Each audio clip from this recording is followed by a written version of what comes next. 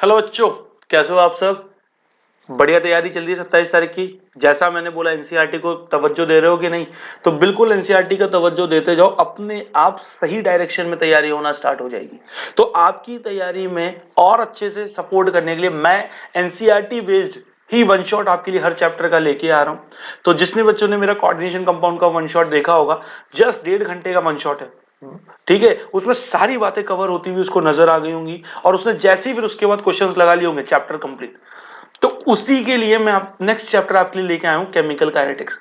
Numerical based chapter है, numericals पूछे जाएंगे या फिर ऑप्शनल पार्ट जो 18 क्वेश्चन ऑप्शनल आएंगे उसके अंदर ग्राफिकल बेस्ड आपसे ऑप्शनल क्वेश्चन पूछ सकता है, या कुछ चीजें और ऑप्शनल बेस्ड आपकी यहां से पूछी जा सकती हैं। तो मैं मान के चलता हूं दो मेरे पास ऑप्शनल में यहाँ पे क्वेश्चन आ जाएंगे, एक 3 मार्क्स का मेरे पास न्यूमेरिकल आ जाएगा, तो 5 मार्क्स का ये जो चैप्टर है या 6 मार्क्स का जो इसकी वेटेज है वो आपकी यहाँ पर क्या हो जाएगी बेटा, कंप्लीट हो जाएगी।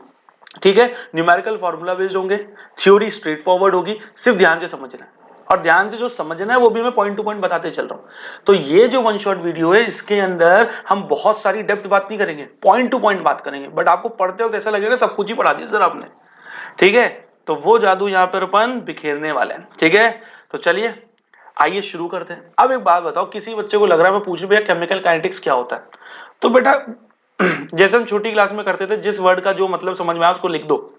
तो केमिकल वर्ड सुनते ही तुम्हारे दिमाग में क्या आता है कि यार कोई ना कोई केमिकल होगा जिसको यूज करके कोई ना कोई केमिकल रिएक्शन करा रहे होंगे। और काइनेटिक वर्ड का मतलब क्या होता है, मूवमेंट। काइनेटिक वर्ड का मतलब क्या होता है बेटा, मूवमेंट। अच्छा, तो मैंने कहा अच्छा, तो अगर यही केमिकल रिएक्शन और मूवमेंट के जो कॉन्सेप्ट अगर मैं इनको जोड़ दूं, तो मे बी इनके जोड़ने से जो भी नया कॉन्सेप्ट बनेगा वो नया कॉन्सेप्ट केमिकल काइनेटिक्स का होगा। अब क्वेश्चन क्या आ रहा है दिमाग में, सर ये केमिकल रिएक्शन किस मूवमेंट की बात कर रहे हो, ये रिएक्शन में कैसे जुड़ जाएगा। आओ देखो, अब मान लो आपके पास कोई रिएक्शन है बेटा, मान लो आपके पास कोई रिएक्शन है जो कि रिएक्टेंट टू प्रोडक्ट जा रही है, जो कि रिएक्टेंट टू प्रोडक्ट जा रही है। अब आपको मालूम है रिएक्टेंट के ओल्ड बॉन्ड क्या होंगे, ब्रेक, तब जाके प्रोडक्ट के न्यू बॉन्ड क्या होंगे, फॉर्म होंगे कि नहीं होंगे। अब यही जो रिएक्टेंट के ओल्ड बॉन्ड ब्रेक हो रहे हैं ये अपने आप तो होंगे नहीं, ये ओल्ड बॉन्ड ब्रेक क्यों होते हैं, क्योंकि रिएक्टेंट मॉलिक्यूल्स क्या करते हैं आपस में, कोलिजन करते हैं। रिएक्टेंट मॉलिक्यूल आपस में क्या करते हैं बेटा, कोलिजन करते हैं, और इनके कोलिजन से फिर आपके नए बॉन्ड बनते हैं। तो यही जो रिएक्टेंट मॉलिक्यूल कोलिजन करेंगे तो एक जगह पड़े पड़े तो करेंगे नहीं, तो इसी मूवमेंट की इनके जो रिएक्टेंट मॉलिक्यूल्स कोलिजन करने के लिए जो मूवमेंट शो करते हैं, ये मूवमेंट जितना ज्यादा होगा पर यूनिट कोलिजन उतने ज्यादा, पर यूनिट कोलिजन जितने ज्यादा ओल्ड बॉन्ड टूटने की प्रोबेबिलिटी उतने ज्यादा, नए बॉन्ड बनने की प्रोबेबिलिटी उतनी ज्यादा। तो रिएक्शन कैसी होगी बच्चों, आप बोलोगे सर ये तो बहुत फास्ट हो गई, और यही काम उल्टा हो जाए तो रिएक्शन कैसे हो जाएगी, स्लो। और यही काम एक मॉडरेट स्पीड से हो तो रिएक्शन कैसे हो जाएगी, मॉडरेट। रिएक्शन कैसे हो जाएगी, मॉडरेट। तो जैसे ही आपने मूवमेंट के कॉन्सेप्ट को रिएक्शन में जोड़ा, आपने इस रिएक्शन की स्पीड पे कमेंट कर दिया कि नहीं, आप स्पीड ऑफ रिएक्शन के बारे में आप बातचीत करना स्टार्ट कर चुके कि नहीं कर चुके। सो बेसिकली केमिकल काइनेटिक्स वो चैप्टर है जहां पे हम रिएक्शन की स्पीड के बारे में पढ़ेंगे, है कि नहीं। अब छोटा सा रिवाइंड मतलब 9th तक चल जाओ, तो 9th 10th 11th अभी तक कोई भी ऐसा चैप्टर नहीं आया जो पर्टिकुलरली रिएक्शन की स्पीड पे बात करता हूं। स्पीड वर्ड को जो भी जुना है जाना है समझा है वो सब फिजिक्स की नजरों से जाना सुना है। किसकी नजरों से, फिजिक्स की नजरों से। तो मैं ये नहीं कह रहा कि और फिजिक्स के सारे कॉन्सेप्ट जो भी स्पीड में फिजिक्स में जो बेसिक स्पीड के लिए जाना, चलो रिवाइज करो ना। क्या जाना है फिजिक्स में कि स्पीड दो तरह की होती है, एक एवरेज और एक इंस्टेंटेनियस। कौन कौन सी, एक एवरेज एक इंस्टेंटेनियस। कौन सी बच्चों, एवरेज और इंस्टेंटेनियस। एवरेज क्या होती है कि कोई भी बाइकर कोई भी स्विमर कितना टोटल डिस्टेंस चला तैरा और उसको तैरने या चलने में कितना टाइम लगा, total distance upon total time, average. और पर्टिकुलर मौका है वारदात की स्पीड पर्टिकुलर टाइम पे, जिसको आप small change in distance upon small change in time dx by dt से निकाल लेते हो, वो इंस्टेंटेनियस स्पीड होती है। सेम इसी कॉन्सेप्ट को पेस्ट कर दो रिएक्शन में। रिएक्शन की भी स्पीड कितने टाइप की होगी, दो, एक एवरेज स्पीड ऑफ रिएक्शन, दूसरी इंस्टेंटेनियस स्पीड ऑफ रिएक्शन। ठीक है, बट फिजिक्स ने बोला कॉन्सेप्ट रख लो, पर ये स्पीड वरना मेरा है, मेरे पास रहने दो, आप कुछ और यूज करो। इसीलिए केमिस्ट्री के अंदर इसीलिए केमिस्ट्री के अंदर हम लोग स्पीड ऑफ केमिकल रिएक्शन नहीं बोलते, हम वहां पर बोलते हैं रेट ऑफ रिएक्शन। हम वहां क्या बोलते हैं बच्चों? रेट ऑफ रिएक्शन बोलते हैं। सो रेट ऑफ रिएक्शन की अगर मैं बात करूं तो मान लेते हैं कोई रिएक्शन है जहां पे रिएक्टेंट रिएक्ट करके प्रोडक्ट बना रहा है। रिएक्टेंट रिएक्ट करके क्या बना रहा है बच्चों? प्रोडक्ट बना रहा है। तो अब एक चीज बताओ, क्या कभी भी किसी भी चीज की स्पीड, जैसे आपने बोला एक स्विमर है, ये 5 किलोमीटर तैरा, तो कितने टाइम में तैरा ये नहीं बताऊंगा तो स्पीड बता पाओगे? ये नहीं बता पाऊंगा तो स्पीड बता पाओगे क्या? मतलब टाइम का जो फैक्टर है वो किसी भी प्रकार की स्पीड निकालने के लिए जरूरी है। तो वैसे यहां पर भी अगर मुझे स्पीड निकालनी है तो भाई साहब टाइम का फैक्टर तो लेना पड़ेगा कि नहीं लेना पड़ेगा? विदाउट टाइम बताए कोई स्पीड बता दे, हो ही नहीं सकता। अच्छा, वहां टाइम के साथ डिस्टेंस क्यों ले रहा था? क्योंकि डिस्टेंस वहां पर सेकंड चेंज हो रही थी, तो टाइम के साथ वही कंपोनेंट लिया जाता है जो उसके समय के साथ बदलता रहे। तो रिएक्शन में से कौन सा फैक्टर, ऐसी कौन सी कैरेक्टरिस्टिक, ऐसी कौन सी चीज है जो समय के साथ बदलती है? बताओ, सोचो। कॉन्सेंट्रेशन। तो रिएक्टेंट का कॉन्सेंट्रेशन वक्त के साथ घटता रहता है, प्रोडक्ट का कॉन्सेंट्रेशन वक्त के साथ बढ़ता रहता है, तो टाइम के साथ जो सिग्निफिकेंटली चेंज हो रहा है वो क्या है? कॉन्सेंट्रेशन। इसीलिए रिएक्शन की स्पीड निकालने के लिए जो ग्राफ ड्रॉ होता है वो कॉन्सेंट्रेशन वर्सेस टाइम ग्राफ। अब मान लो जब टाइम जीरो है बेटा, जब आपका मैं बोलूं टाइम जीरो है, तो जो सारी की सारी कॉन्सेंट्रेशन होगी वो किसकी होगी? रिएक्टेंट की। और जैसे जैसे टाइम बढ़ेगा तो रिएक्टेंट की कॉन्सेंट्रेशन घटेगी और प्रोडक्ट की कॉन्सेंट्रेशन बेटा जीरो से ऐसे ऐसे बढ़ेगी। तो आपको क्लियरली नजर आ रहा है जो ऑरेंज ग्राफ है वो किसका है? रिएक्टेंट का। और जो व्हाइट है वो किसका है? प्रोडक्ट का। तो यही जो कॉन्सेंट्रेशन में चेंज आया और कितने टाइम में आया, इसी को तो रेट ऑफ रिएक्शन बोलते हैं। तो अगर आपसे कोई पूछे what is rate of reaction, ओहो इतना डार्क, इतना ज्यादा मोटा, कोई आपसे पूछे कि what is rate of reaction बच्चों, तो क्या जवाब दोगे? क्या बोलोगे? रेट ऑफ रिएक्शन क्या होता है? डेफिनेशन अगर कोई पूछ ले क्या बताओगे?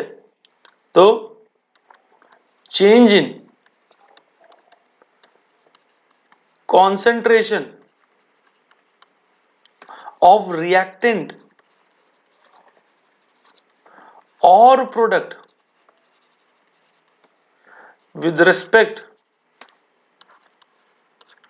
to time taken,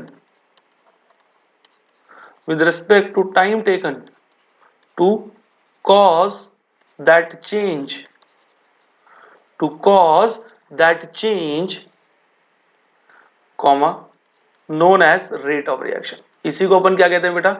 rate of reaction बोलते हैं। ठीक है, चलो वेरी गुड।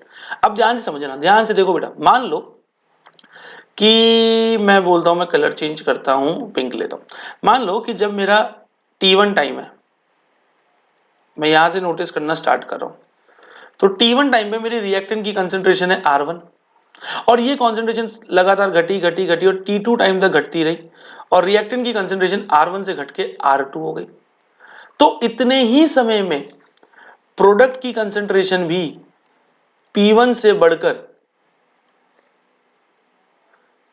P2 हो गई कि नहीं?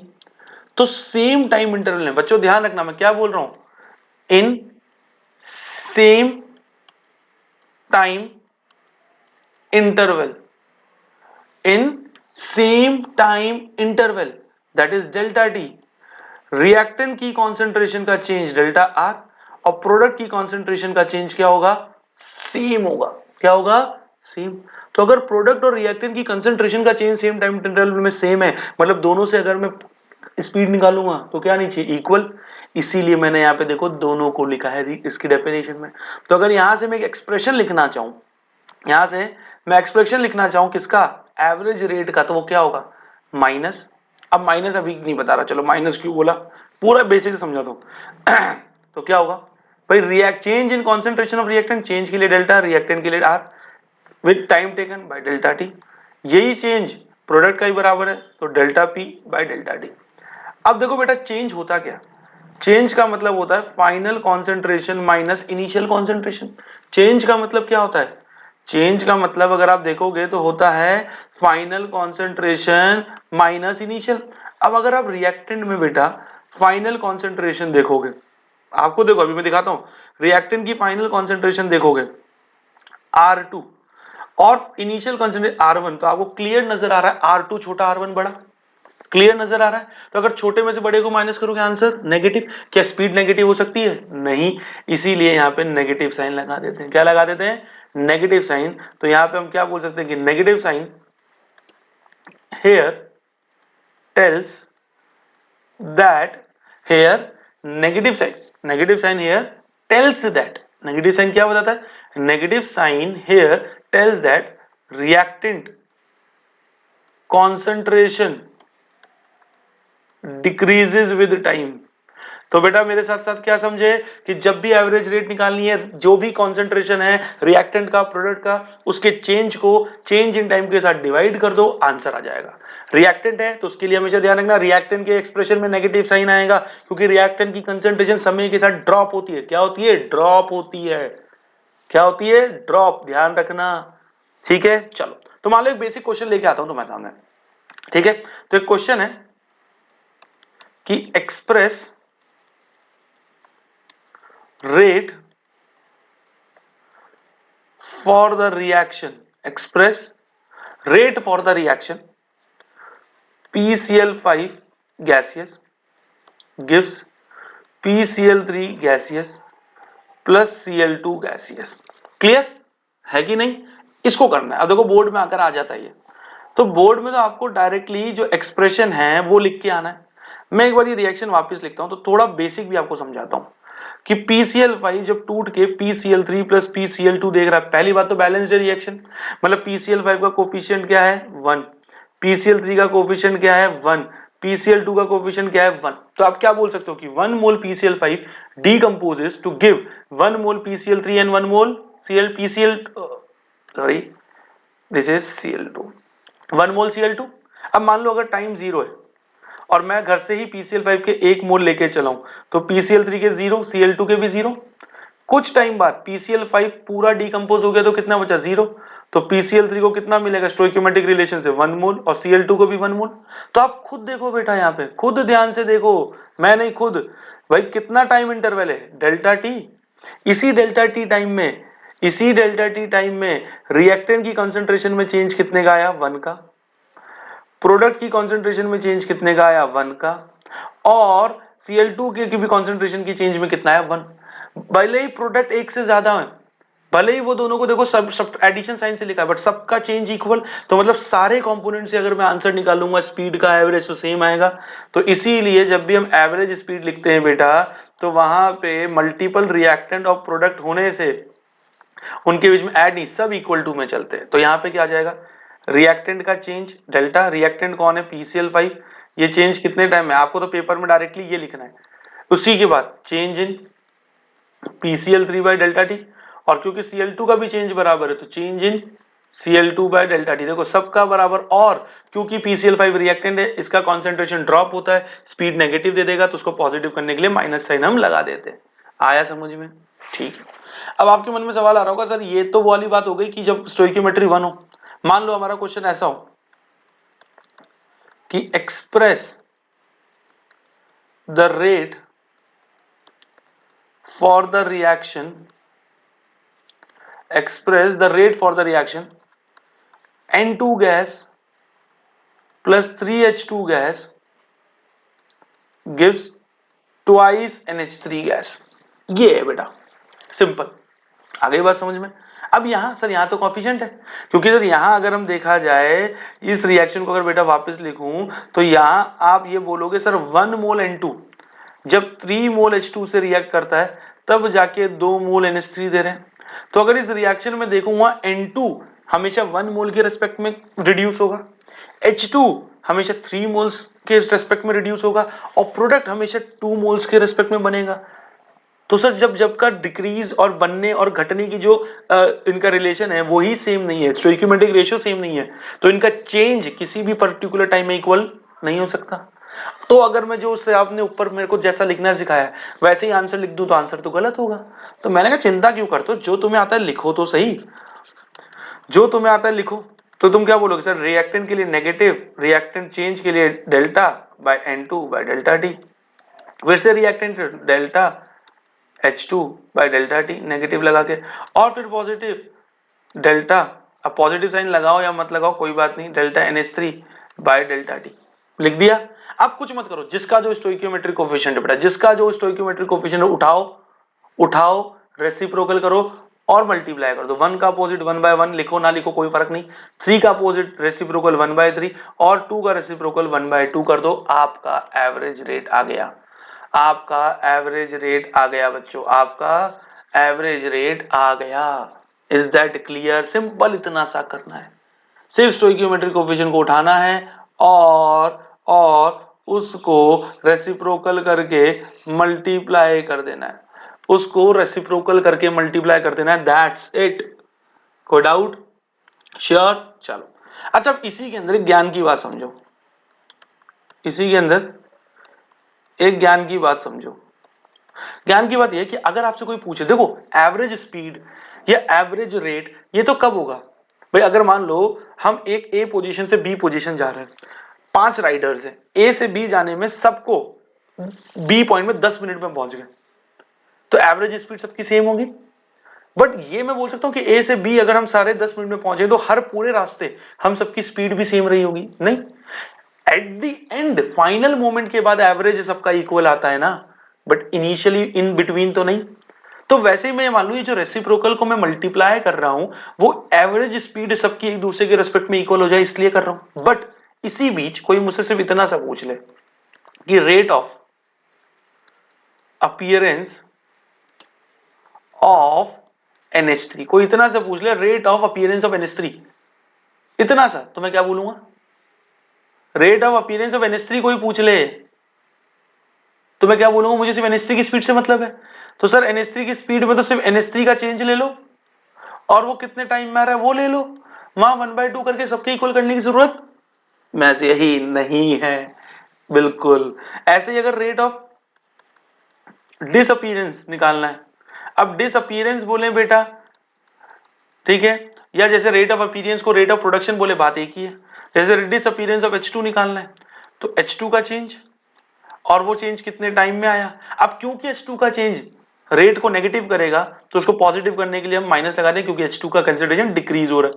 यहां पे भी 1/3 करने की जरूरत नहीं है। तो कभी भी rate of appearance, rate of disappearance ऐसा कुछ पूछा हो तो आपको सिर्फ पर्टिकुलर चेंज अपॉन टाइम बताना है, इसके अलावा कुछ भी नहीं बताना है। समझ में आया कि नहीं? इतना कोई डाउट?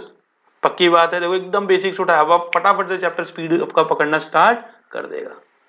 पक्का? चलिए आगे बढ़ेंगे। चलो तो क्या करें, न्यूमेरिकल देख लेंगे इस पे फटफट झटपट, जिससे आपको और कॉन्सेप्ट क्या हो जाए स्ट्रॉन्ग। तो झटपट फटफट न्यूमेरिकल देखने के लिए आ जाओ। मान लो कि आपके पास एक रिएक्शन दी हुई है बेटा, 2N2O5 gas gives 4NO2 plus O2 gas. देखो रिएक्शन का बेस समझना, तो आपको यह बोला गया है the initial concentration, just a second, एक मिनट,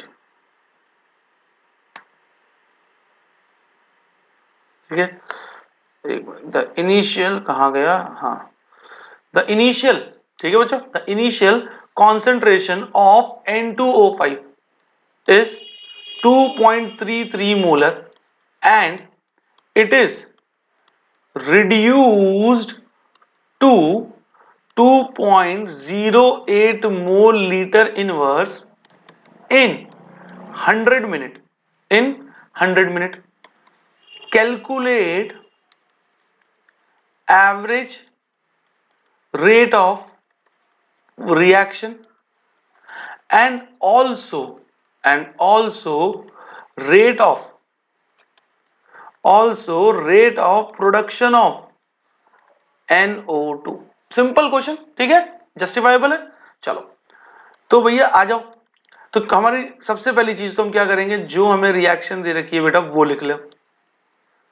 ये लिख लिया आपने, मैं आपको बोर्ड में अटेम्प्ट कैसे करना है वो तक सिखा रहा हूं यहाँ पे, ठीक है, ये लिख लिया। अब उसके बाद आप क्वेश्चन पढ़ो क्या बोल रहा है, the initial concentration of N2O5 is 2.33 molar और N2O5 है कौन बेटा? रिएक्टेंट। तो एक तरीके से अगर मैं गिवन लिखूं तो मैं क्या लिख सकता हूं? कॉन्सेंट्रेशन को बिग ब्रैकेट में लिखते हैं। सो N2O5 की इनिशियल कॉन्सेंट्रेशन 2.33 मोलर और उस वक्त का टाइम मान लेता हूं T1 eight T1 0 minute. And फिर उसके बाद क्या है? ध्यान से देखो, उसके बाद क्या है? And it is reduced to 2.08 mole litre inverse, 2.08 mole litre inverse in 100 minute. मतलब 100 मिनट बाद, 100 मिनट बाद N2O5 की कॉन्सेंट्रेशन घटकर फाइनल कॉन्सेंट्रेशन 2.08 मोलर रह गई at T2 is equal to 100 minute. तो 100 मिनट में ये सारा खेला हुआ। हमसे बोला calculate average rate of reaction. तो मैंने कहा यार एक बात बताओ, यही एवरेज रेट मैं N2O5 के रेस्पेक्ट में निकालूं। भाई N2O5 से निकालता या एवरेज रेट NO2 से निकालता या O2 से, आंसर तीनों से एक आता। बट क्योंकि चेंज मुझे N2O5 के रेस्पेक्ट में दे दिया, चेंज मुझे N2O5 के रेस्पेक्ट में दे दिया, तो सारे एक्सप्रेशन को लिखने का मतलब नहीं है सिर्फ N2O5 के रेस्पेक्ट में चेंज में वैल्यू डाल के आंसर निकाल लूंगा। मैंने कहा बिल्कुल। तो एवरेज रेट क्या निकलेगा?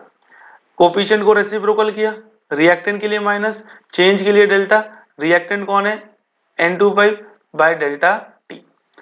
-1/2 डेल्टा का मतलब क्या होता है? Final concentration minus initial, 2.08 minus 2.33। और डेल्टा टी क्या होता है? T2 minus T1 that is 100 minus 0, that is 100 minus 0। So -1/2 into 0.25। अब देखो यहां से माइनस का 0.25 बचता, इसलिए बाहर वाले माइनस ने उसको प्लस कर दिया। नीचे कितना आ गया? 100। पॉइंट हटा दिया, नीचे फिर से कितना आ गया? 100। 2 से कितनी बार चल गया? 12.5। तो बेटा एवरेज रेट कितना आ गया? 12.5 इंटू 10 की पावर -4। कितना आ गया? 12.5 इंटू 10 की पावर -4। और यूनिट क्या होगी? देखो कॉन्सेंट्रेशन अपॉन टाइम, कॉन्सेंट्रेशन मोल लीटर इनवर्स, टाइम मिनट में था, ऊपर जाके मिनट इनवर्स। तो आपका आंसर क्या आ गया? 12.5 इंटू 10 की पावर -4।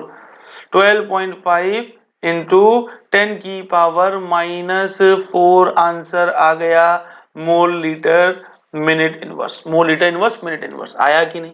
अब आपसे क्या पूछा? रेट ऑफ प्रोडक्शन ऑफ, क्या पूछा है?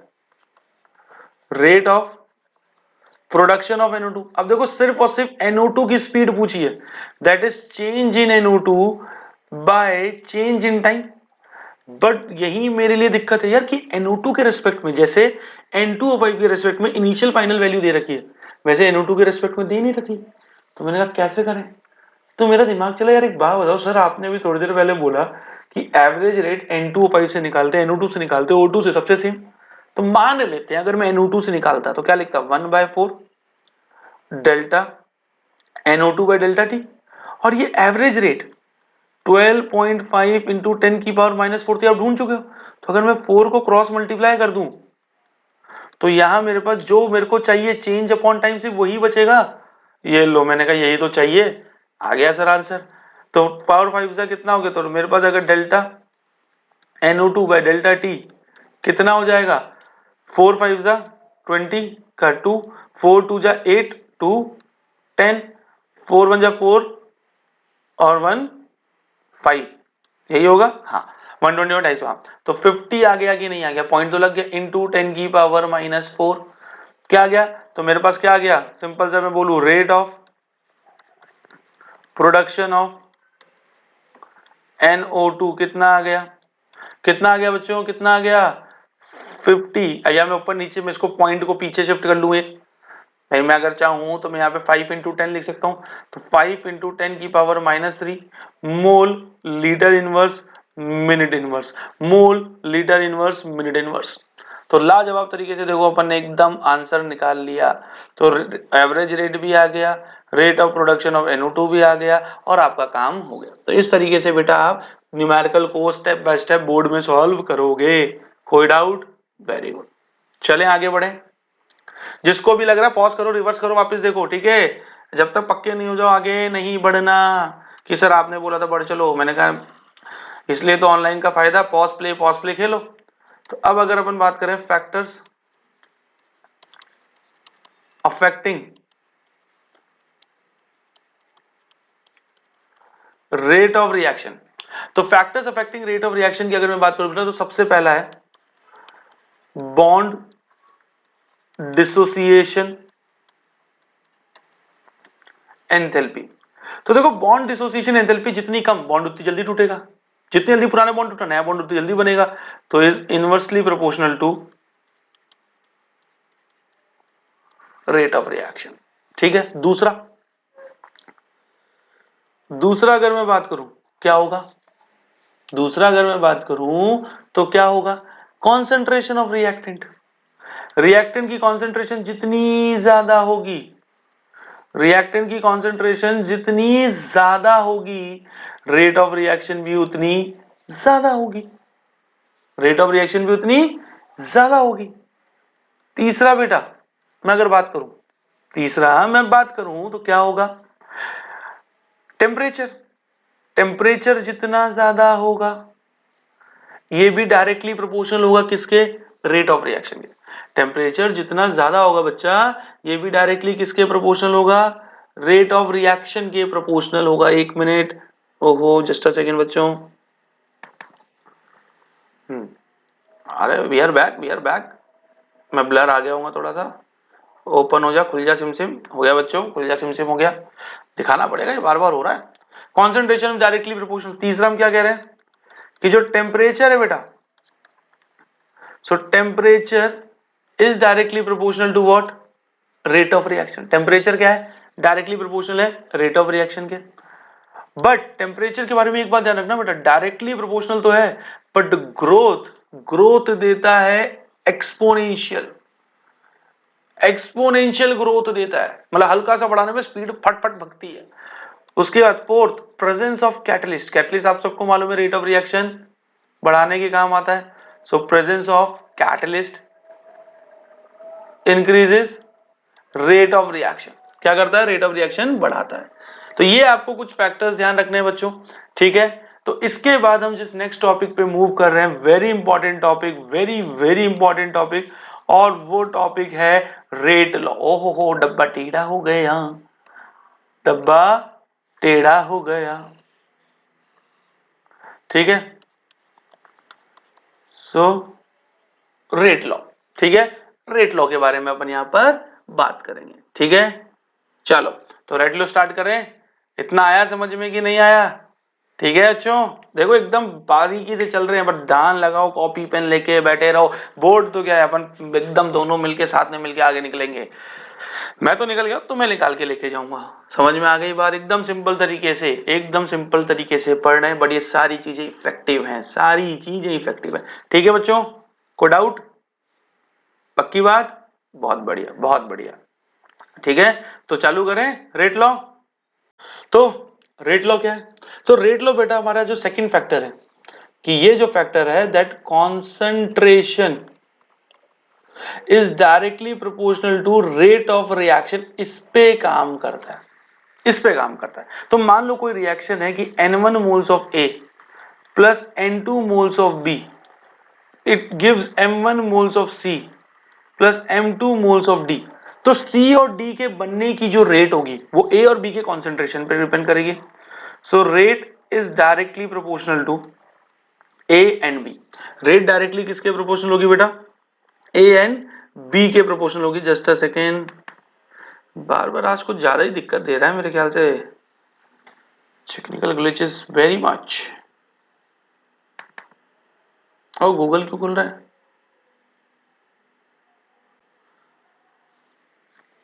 हवाएं रुतना ही, no I don't want Google, तुम बंद हो, तुम खोलो, यस ठीक है। तो बेटा हमें यहाँ क्या मालूम है, जो रेट है वो डायरेक्टली किसके प्रोपोर्शनल होगी, ए और बी के कॉन्सेंट्रेशन पे। और जब भी हम इस तरीके से एक्सप्रेशन लिखते हैं तो स्टोइकियोमेट्रिक कोएफिशिएंट पावर पे जाता है, बट इस चैप्टर ने बोला ऐसा नहीं करना। इस चैप्टर ने बोला स्टोइकियोमेट्रिक कोएफिशिएंट को पावर में नहीं लगाओगे, उसकी जगह you will use a variable like alpha and beta, x and y. मैंने कहा अच्छा ठीक है, तो मैं स्टोइकियोमेट्रिक कोएफिशिएंट ना लगा के अल्फा बीटा लगा दूंगा, और जैसे ही प्रोपोर्शनलिटी साइन हटाऊंगा तो यहां आ जाएगा के, ए की पावर अल्फा, बी की पावर बीटा। और ये जो कंप्लीट एक्सप्रेशन बना, इसी को हम रेट लॉ कहते हैं। इसी को बेटा क्या कहते हैं हम? रेट लॉ कहते हैं। क्या कहते हैं? Rate law. और के क्या होने वाला होगा? ये जो के है इसी को कहते हैं रेट कांस्टेंट। क्या कहते हैं? Rate constant. और ये जो रेट कांस्टेंट है ये बेटा फंक्शन ऑफ टेम्परेचर है। क्या है? टेम्परेचर का फंक्शन। टेम्परेचर बढ़ाओगे बढ़ेगा, घटाओगे घटेगा, ऐसा कुछ करेगा। अभी अल्फा बीटा है क्या? तो बेटा अल्फा बीटा हमें लोड लेने की जरूरत नहीं है, क्योंकि alpha and beta are experimental value. Alpha and beta are experimental value. अगर 3 रिएक्टेंट होते तो अल्फा बीटा गामा आ जाता, एक ही रिएक्टेंट होता तो सिर्फ अल्फा लिख के छोड़ देता। बट सीखना इतना सा है कि जब भी आपको रिएक्शन का रेट लॉ देने को बोला जाए तो आप स्टोइकियोमेट्रिक कोएफिशिएंट पावर में नहीं लगाओगे। अगर आपको आगे से कुछ वैल्यू दे रखी है अल्फा बीटा या गामा, जितनी भी रिएक्टेंट है, हर रिएक्टेंट का एक पावर, तो 3 रिएक्टेंट तो अल्फा बीटा गामा, एक रिएक्टेंट तो अल्फा, 2 रिएक्टेंट तो अल्फा बीटा, इनकी वैल्यू दे रखी है तो वो आप लगाओगे, वरना अल्फा बीटा लिख के छोड़ दोगे। तो अल्फा बीटा क्या है? Experimental value. अब दिमाग ये चला कि ये एक्सपेरिमेंटल वैल्यू तो है, but do they have some meaning? तो मैंने कहा yes they have some meaning and they lead us towards a topic known as order of reaction. So order of reaction की बेटा डेफिनेशन बोर्ड में पूछी जा सकती है। तो ऑर्डर ऑफ रिएक्शन होता क्या है? सम ऑफ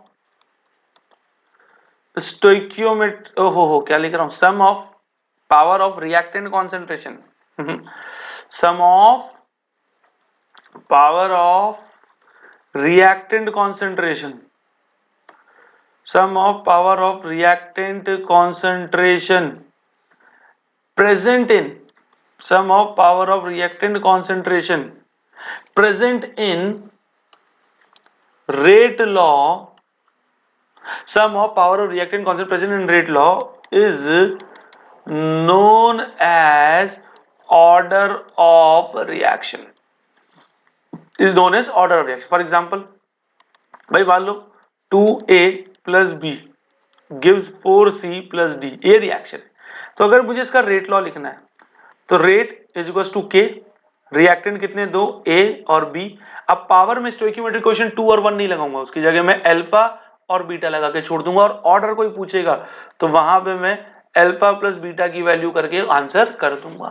अब अल्फा प्लस बीटा क्योंकि मुझे यहाँ नहीं पता था, अल्फा प्लस बीटा लिख के छोड़ दिया, पता होता तो जोड़ के आंसर दे देता। तो इसी तरीके से और मान लो अगर रिएक्शन कुछ इस तरीके से 2a gives b plus 3c, अब एक ही रिएक्टेंट है, so rate is equal to K, एक रिएक्टेंट, अब पावर में 2 स्टोइकियोमेट्रिक कोएफिशिएंट नहीं, सिर्फ अल्फा लगा के छोड़ दूंगा। तो यहां जो ऑर्डर होगा वो सिर्फ अल्फा के इक्वल होगा। किसके इक्वल? अल्फा। अब यही जो ऑर्डर ऑफ रिएक्शन होता है बेटा, यही जो ऑर्डर ऑफ रिएक्शन होता है डिफरेंट डिफरेंट टाइप्स का होता है। और ये जो टाइप्स है ये समझना इसलिए जरूरी है क्योंकि आगे चल के एक टॉपिक पढ़ोगे मॉलिक्यूलैरिटी, तो वहां पे आपको डिफरेंस वाला क्वेश्चन स्टेटमेंट के अंदर आपको ये दिया जा सकता है। तो types of order of reaction पता होना जरूरी है, तो उसे कंपैरिजन करना आसान हो जाएगा। तो टाइप्स की मैं अगर बात करता हूं तो सिंपल सी चीज है, अगर मेरे ऑर्डर की वैल्यू 0 है, अब वो अल्फा प्लस बीटा हो, अल्फा हो, alpha plus beta gamma, doesn't matter, complete value 0 है, तो मैं बोलता हूं जीरो ऑर्डर रिएक्शन। क्या बोलता हूं? Zero order reaction. ऐसे ही अगर मेरे ऑर्डर की वैल्यू 1 है तो मैं उसको बोलता हूं फर्स्ट ऑर्डर रिएक्शन। अगर मेरे ऑर्डर की वैल्यू 2 है तो इसको मैं बोलता हूं सेकंड ऑर्डर रिएक्शन। अब देखो काम के न्यूमेरिकल पॉइंट ऑफ व्यू से 0 और 1 ही है, बट सेकंड थर्ड कैसे काम आएंगे बता दूंगा, ठीक है। ऐसे ही अगर मेरा ऑर्डर की वैल्यू 3 है तो ये क्या कहलाएगा? Third order reaction. क्या कहलाएगा? Third order reaction. और मेरे ऑर्डर की वैल्यू बेटा ध्यान से रखना फ्रैक्शनल भी हो सकती है और नेगेटिव भी हो सकती है, तो उस केस में मैं बोलूंगा फ्रैक्शनल ऑर्डर और नेगेटिव ऑर्डर रिएक्शन। क्या बोलूंगा? फ्रैक्शनल ऑर्डर और नेगेटिव ऑर्डर रिएक्शन बोलूंगा। आया समझ में? कोई डाउट? तो यहां से क्या पता चला कि ऑर्डर की वैल्यू 0, 1, 2, नेगेटिव, पॉजिटिव, फ्रैक्शनल सब कुछ हो सकती है। Very good. अब देखो यही जो आपने भी यहां पे पढ़ा बेटा, ये के रेट कांस्टेंट पढ़ा कि नहीं, ये जो के रेट कांस्टेंट है कि नहीं। तो ये जो रेट कांस्टेंट होती है तो कई बार क्वेश्चन में ये जो ऑर्डर है ना, ये देखो एक्सपेरिमेंटल वैल्यू है तो एग्जामिनर बचता है कि मुझे ऑर्डर की वैल्यू जितनी कम देनी है उतना अच्छा, ये जितना मैं डायरेक्ट ना दे पाऊं उतना अच्छा, तो ये घुमाता है। तो कई बार जो रेट कांस्टेंट की वैल्यू होगी उसके पीछे यूनिट होगी, उस यूनिट में ये ऑर्डर छुपा के देगा। तो सिंपल सी बात से मैं यहाँ पे आपको ज्ञान की बात करके मैं बोल रहा हूं, याद रखने वाली बात है। तो ज्ञान की बात ये कि आपको सिंपल सा K is equals to mole litre inverse 1 minus alpha second inverse, ये मेरा एक जनरल एक्सप्रेशन है जिसमें अल्फा मेरा ऑर्डर ऑफ रिएक्शन है। क्या है बेटा, ऑर्डर ऑफ रिएक्शन है। क्या है, ऑर्डर ऑफ रिएक्शन। समझ में आ गई बात, ऑर्डर ऑफ रिएक्शन है, वहां पे अल्फा की वैल्यू 0 1 2 अलग अलग ऑर्डर डालते जाऊंगा, के की यूनिट आ जाएगी। तो जैसे ही मैंने इसमें वैल्यू डालना स्टार्ट की तो बेटा मैं बता देता हूं, जीरो ऑर्डर के लिए मोल लीटर इनवर्स सेकेंड इनवर्स आई के की यूनिट, फर्स्ट ऑर्डर के लिए रेट कांस्टेंट की unit second inverse, time minute होगा तो मिनट इनवर्स, सेकेंड ऑर्डर के लिए के की यूनिट आई बेटा mole second inverse litre square second inverse, sorry mole inverse. ये तो आप करके देखो, वहां पे वैल्यू रख के देखो, आपको यही आएगा। थर्ड ऑर्डर के लिए के की वैल्यू आई मोल -2 लीटर स्क्वायर सेकेंड इनवर्स। तो मैं आपको फिर बोलूंगा, आपको ध्यान जीरो ऑर्डर फर्स्ट यूनिट की रेट कांस्टेंट की यूनिट तो रखनी ही रखनी है, इस पे पूछा ही जा सकता है। आ गई बात समझ में कि नहीं, बोलो कोई डाउट, पक्की बात। तो देखो यहां से अब आपका ऑप्शनल क्वेश्चन आ सकता है, मुझे लगता है थियोरेटिकल क्वेश्चन या इस पे न्यूमेरिकल या 1 या 2 मार्कर में क्वेश्चन भी पूछा जा सकता है। तो क्वेश्चन आपसे ऐसे पूछ लिया, calculate overall order of reaction, calculate overall order of reaction. तो मान लो अगर ऑब्जेक्टिव है तब तो आप सीधा ऐड करके वो कर दोगे, बट लिखने पे आ गया और आपको ऐसे दे रखा है, ऐसे दे रखा है, तो आप इसको कैसे करोगे। तो सिंपल सी बात है, आप क्या बोलोगे, वी नो कि rate is equals to K ए की पावर अल्फा। अगर आप हमें इस तरीके से नहीं दे दे तो मेरे हिसाब से रेट लॉ ये होता। सो ऑन कंपेयरिंग, तो जैसे ही मैं जो गिवन रेट लॉ आपने दी उससे कंपेयर करूंगा तो मुझे पता चला अल्फा की वैल्यू 1/2 एंड बीटा की वैल्यू 3/2 के बराबर है। तो जो ऑर्डर होता है, ऑर्डर ऑफ रिएक्शन होता है, वो अल्फा प्लस बीटा के इक्वल होता है। तो अल्फा क्या है 1/2 और बीटा क्या है 3/2। अल्फा क्या है 1/2 और बीटा क्या है 3/2। तो जो ऑर्डर है वो क्या हो गया 4/2। तो यहां से सेकंड ऑर्डर रिएक्शन आ गया कि नहीं आ गया, क्या आ गया सेकंड ऑर्डर रिएक्शन। तो अब इस तरीके से अगर कभी ऑर्डर कैलकुलेट हो रहा है तो यहां पर आप second order third order fractional order की झलकी देखोगे, बाकी न्यूमेरिकल पॉइंट ऑफ व्यू से सेकंड थर्ड फ्रैक्शनल ऑर्डर का कोई रोल नहीं है। तो जब भी आपके पास क्वेश्चन आ जाए ऐसे 3-4 स्टेप में सारा लिख के दिखाओगे, एग्जामिनर खुश हो जाएगा, फुल में फुल मार्क्स दे देगा, फुल में फुल मार्क्स दे देगा। आया समझ में। अब अपन बेटा क्या करने वाले, ध्यान से समझना। अब मैं थोड़ी सी चीजें आपके लिए मर्ज करने वाला हूं। तो जो इंटीग्रेटेड रेट इक्वेशन है जिसके अंदर हम individual zero order kinetics first order kinetics फिर उसके फॉर्मूले पढ़ते, तो मैं यहाँ पे डायरेक्टली आपको एक साथ जीरो ऑर्डर लूंगा, उसके सारी बातें समझा दूंगा।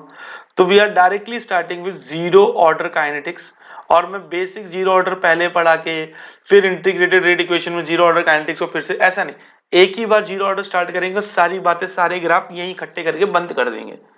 समझ में आ गई, जिससे सारा मटेरियल एक साथ इकट्ठा हो जाए। और यहां से वेरी इंपॉर्टेंट सेक्शन स्टार्ट हो गया, numerical point of view start हो गया। पहले वाला भी है बट यहां से न्यूमेरिकल थ्रू आउट पूछे जा सकते हैं। इज दैट क्लियर, ठीक है। तो उसके साथ आगे बढ़े, ठीक है, इतना आया समझ में। चलिए आगे बढ़ते हैं इसके साथ। बच्चों जीरो ऑर्डर रिएक्शन स्टार्ट करें। तो जीरो ऑर्डर काइनेटिक्स के अंदर मान लेते हैं एक रिएक्शन है जो कि बेटा रिएक्टेंट टू प्रोडक्ट जा रही। तो मैंने कहा मैं इसकी रेट दो तरीके से निकाल सकता हूं, एक rate is equals to change in concentration of reactant by delta T, या इसी को मैं चाहूं तो minus D R by D T भी लिख सकता हूं, वेरी गुड। और दूसरा मैं रेट लॉ की हेल्प से चाहूं तो rate law is equals to K into R की पावर अल्फा। अब क्योंकि बेटा ऑर्डर जीरो ऑर्डर काइनेटिक्स है तो ऑर्डर की value zero so as alpha की वैल्यू।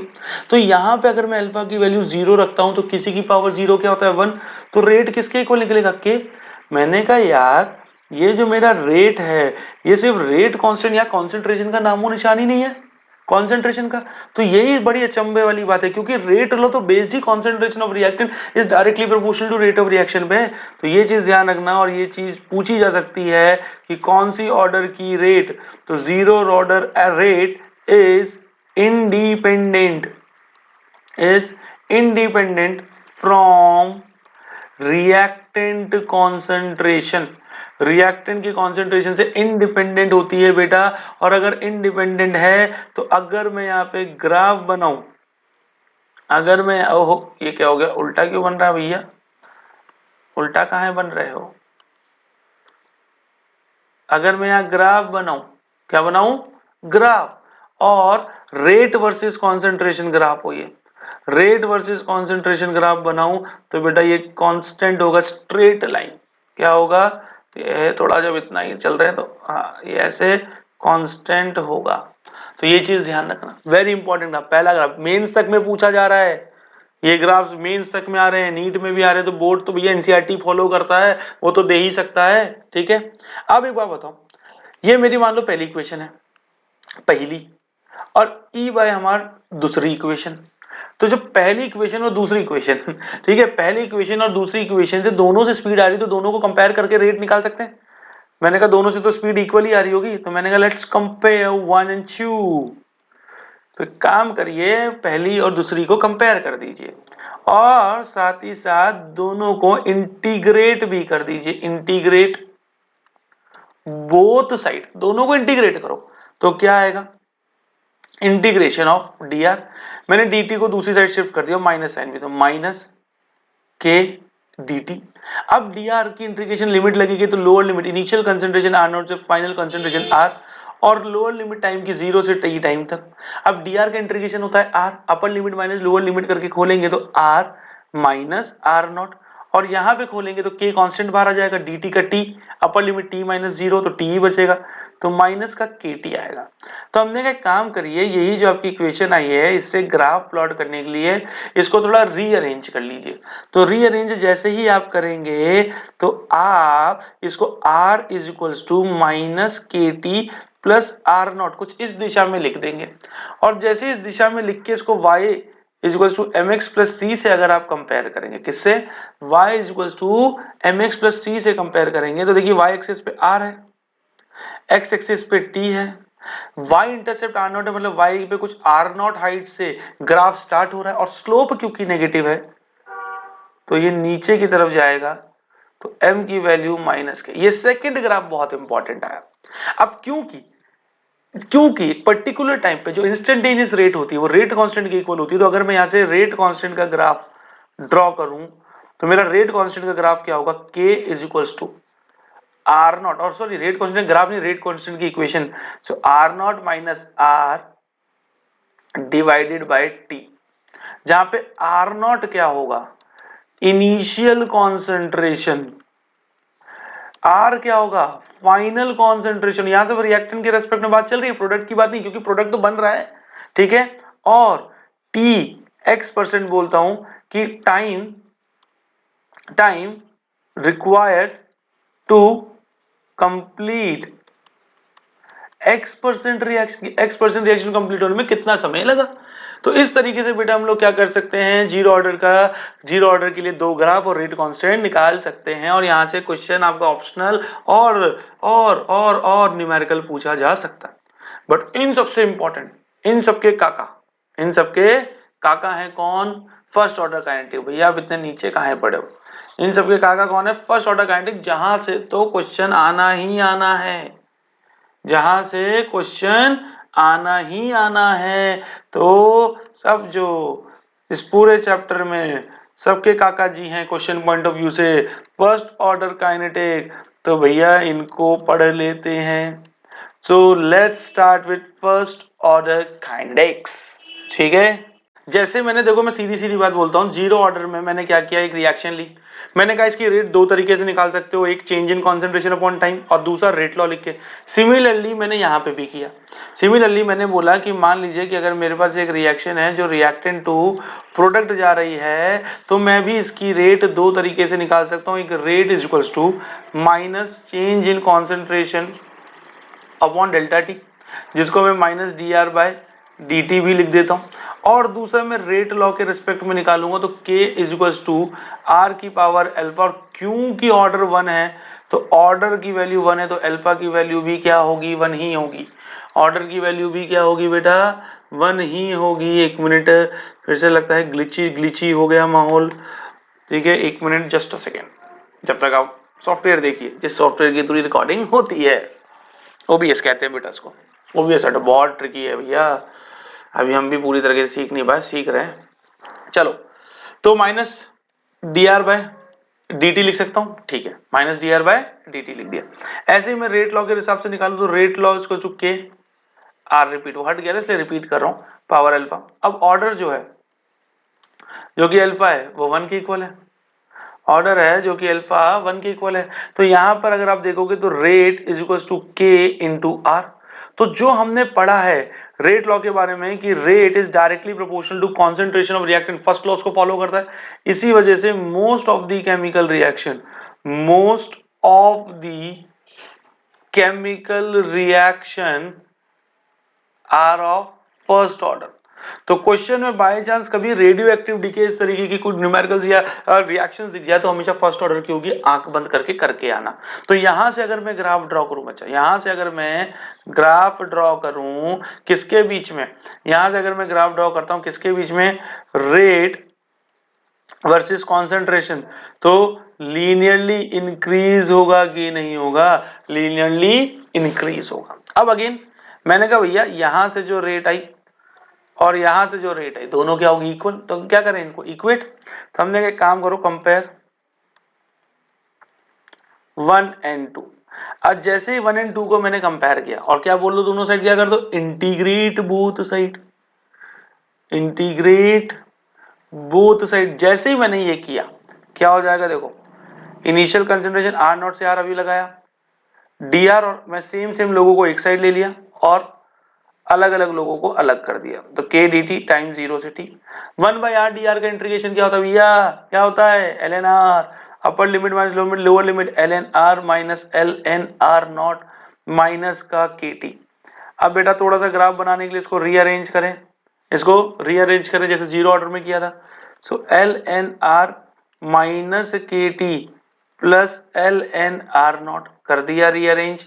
जैसे ही रीअरेंज किया तो y equals to m x plus c से हम लोग क्या कर सकेंगे, इसको compare, y equals to m x plus c से अगर कंपेयर कर सकेंगे तो आप खुद देखिए r एल एन आर इस बार y एक्सिस पे आ गया, t आपका x एक्सिस पे है, ग्राफ कुछ r L N R naught y intercept ऊंचाई से, स्लोप फिर से आपका नेगेटिव है तो m की वैल्यू माइनस के, तो जीरो ऑर्डर फर्स्ट ऑर्डर में ग्राफ डिट्टो सेम है, r की जगह एल एन आर, t की जगह t है, r नॉट की जगह L N R naught, slope दोनों का सेम है।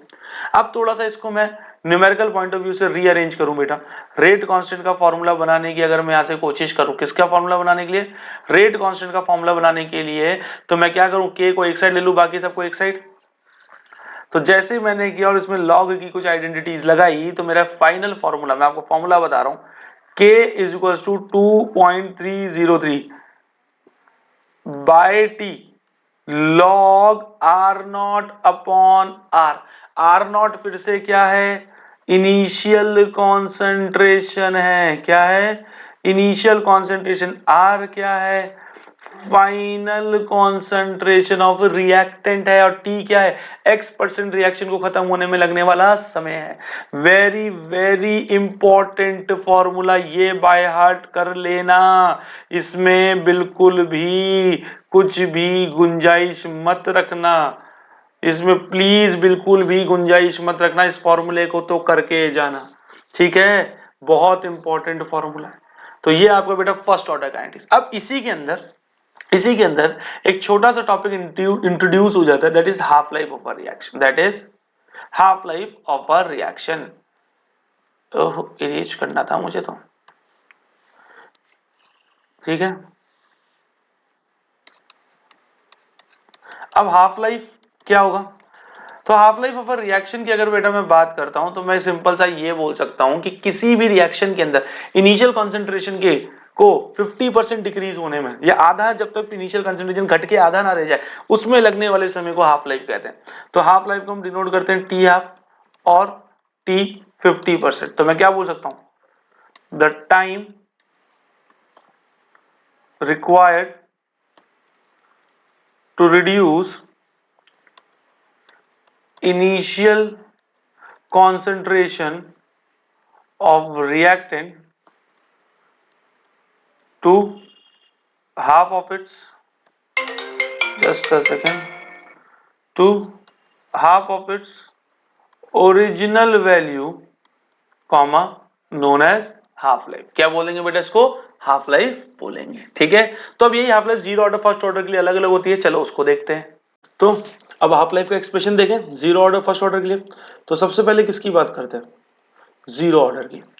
अब देखो जीरो ऑर्डर के लिए अगर रिएक्शन कितनी भी परसेंट खत्म हो रही है, 10, 15, 20, 40, 50, 60, 70, 80, तो वहां पे अगर मैं टाइम का इक्वेशन देखूं तो वो क्या होता है? R naught minus R by K.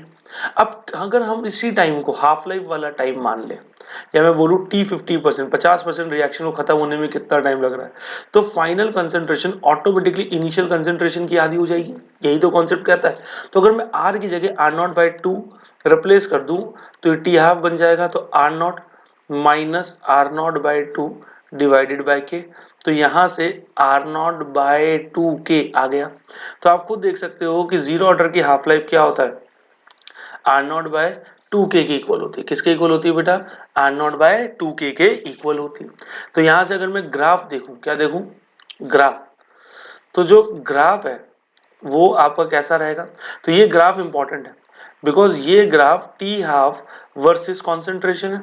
तो जीरो ऑर्डर का जो टी हाफ वर्सेस कंसेंट्रेशन का ग्राफ है वो सिमिलर है rate versus concentration graph of first order.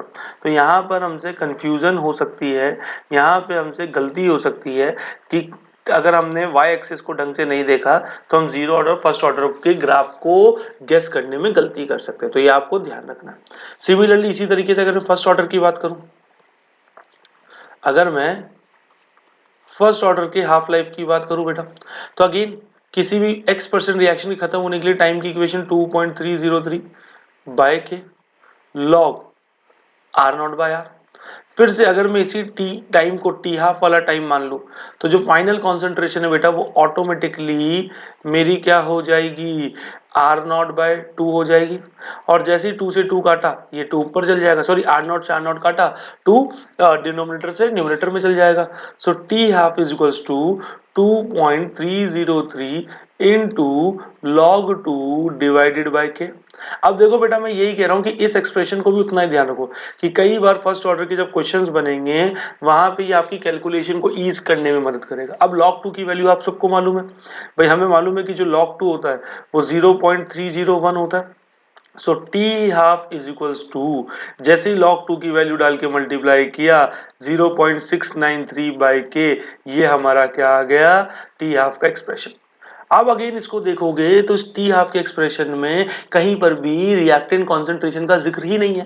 इसका मतलब मैं क्या बोल सकता हूं कि half life of a first order reaction is independent from reactant concentration। Reactant concentration से इंडिपेंडेंट होता है। तो अगर मैं यहां पर इसका ग्राफ बनाऊं, यहां पर अगर मैं टी हाफ वर्सेस कॉन्सेंट्रेशन का ग्राफ बनाऊं for what? For a zero order reaction, sorry for a first order reaction, तो ये आपका रेट वर्सेस कॉन्सेंट्रेशन का ग्राफ हो जाएगा किसका? जीरो ऑर्डर के इक्विवेलेंट। देखो कांस्टेंट रहेगा। तो ये ग्राफ अगेन बहुत इंपॉर्टेंट है, ध्यान रखना। अब इसी के अंदर एक ज्ञान की बात और याद रखो कि जो हाफ लाइफ होती है वो इनवर्सली प्रोपोर्शनल होती है रिएक्टेंट कॉन्सेंट्रेशन की पावर n-1। ये ध्यान रखना।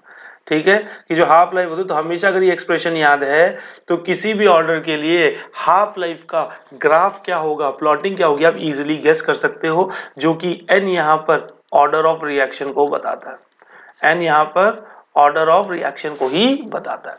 तो देखो जीरो ऑर्डर के लिए हाफ लाइफ का एक्सप्रेशन क्या होता है, ग्राफ क्या होता है, फर्स्ट ऑर्डर के लिए हाफ लाइफ का एक्सप्रेशन ग्राफ क्या होता है। तो टोटल देखिए जीरो ऑर्डर काइनेटिक्स में टोटल 3 ग्राफ आ गए, फर्स्ट ऑर्डर काइनेटिक्स में टोटल 3 ग्राफ आ गए, 6 के 6 ग्राफ बहुत इंपॉर्टेंट है, 6 के 6 ग्राफ बहुत इंपॉर्टेंट है।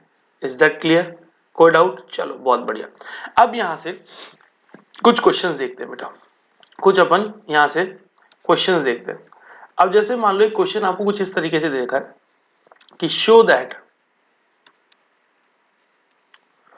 for a first order reaction, show that for a first order reaction time required to complete 99.9% reaction is 10 times to the half life of the reaction। तो question का मतलब समझे, question क्या कह रहा है कि मान लो अगर कोई रिएक्शन 99.9% खत्म हो रही है, उसमें जो टाइम लग रहा है वो 10 टाइम्स है जब वही सेम रिएक्शन हाफ लाइफ तक खत्म हो जाती है, हाफ लाइफ मतलब 50% खत्म हो जाती है। तो मैंने कहा बहुत सिंपल क्वेश्चन है, दो केसेस हैं। Case one, when reaction is, आप देखो जैसा मैं बोल रहा हूं वैसा फॉलो करना, 99% कंप्लीटेड। तो जैसे ही बोला मैं रिएक्शन इज 99% कंप्लीटेड, तो मैं यहाँ पे क्या अज्यूम कर सकता हूँ, मैं यहाँ पे ये अज्यूम कर सकता हूँ कि मान लीजिए इनिशियल कॉन्सेंट्रेशन को अगर मैंने 100 मान लिया, तो फाइनल कॉन्सेंट्रेशन मेरी क्या हो जाएगी 0.1, क्योंकि 100 का 99.9% खत्म हो गया, तो आर की वैल्यू 0.1 आ गई कि नहीं आ गई? Very good. तो यहां से अगर मैं 99% रिएक्शन खत्म होने की टाइम की इक्वेशन लिखूं, तो 2.303 divided by K log R naught by R, और यहां पर अगर वैल्यू रख दूं तो 2.303 by K log 100 upon 0.1, point हटा दूंगा तो बेटा क्या आ जाएगा ऊपर 1000। अब लॉग 1000 को अगर मैं देखूं, सो लॉग 1000 को मैं लॉग 10 की पावर 3 ऐसे लिख सकता हूं कि नहीं लिख सकता? बिल्कुल लिख सकते हो।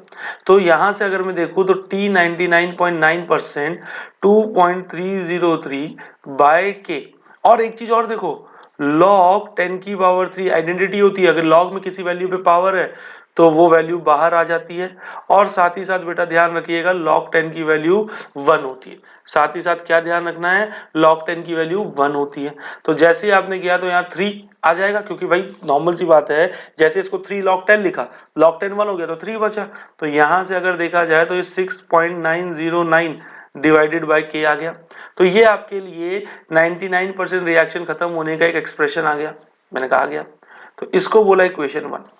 नाउ अब देखो हमें क्या मालूम है, फर्स्ट ऑर्डर के लिए हाफ लाइफ का जो एक्सप्रेशन होता है वो 0.693 बाय के होता है। भाई अगर मुझे फॉर्मूला याद है तो ये चीज तो मेरे को डायरेक्टली पता है, तो मैंने कहा हाफ लाइफ का एक्सप्रेशन मैंने डायरेक्टली लिख दिया।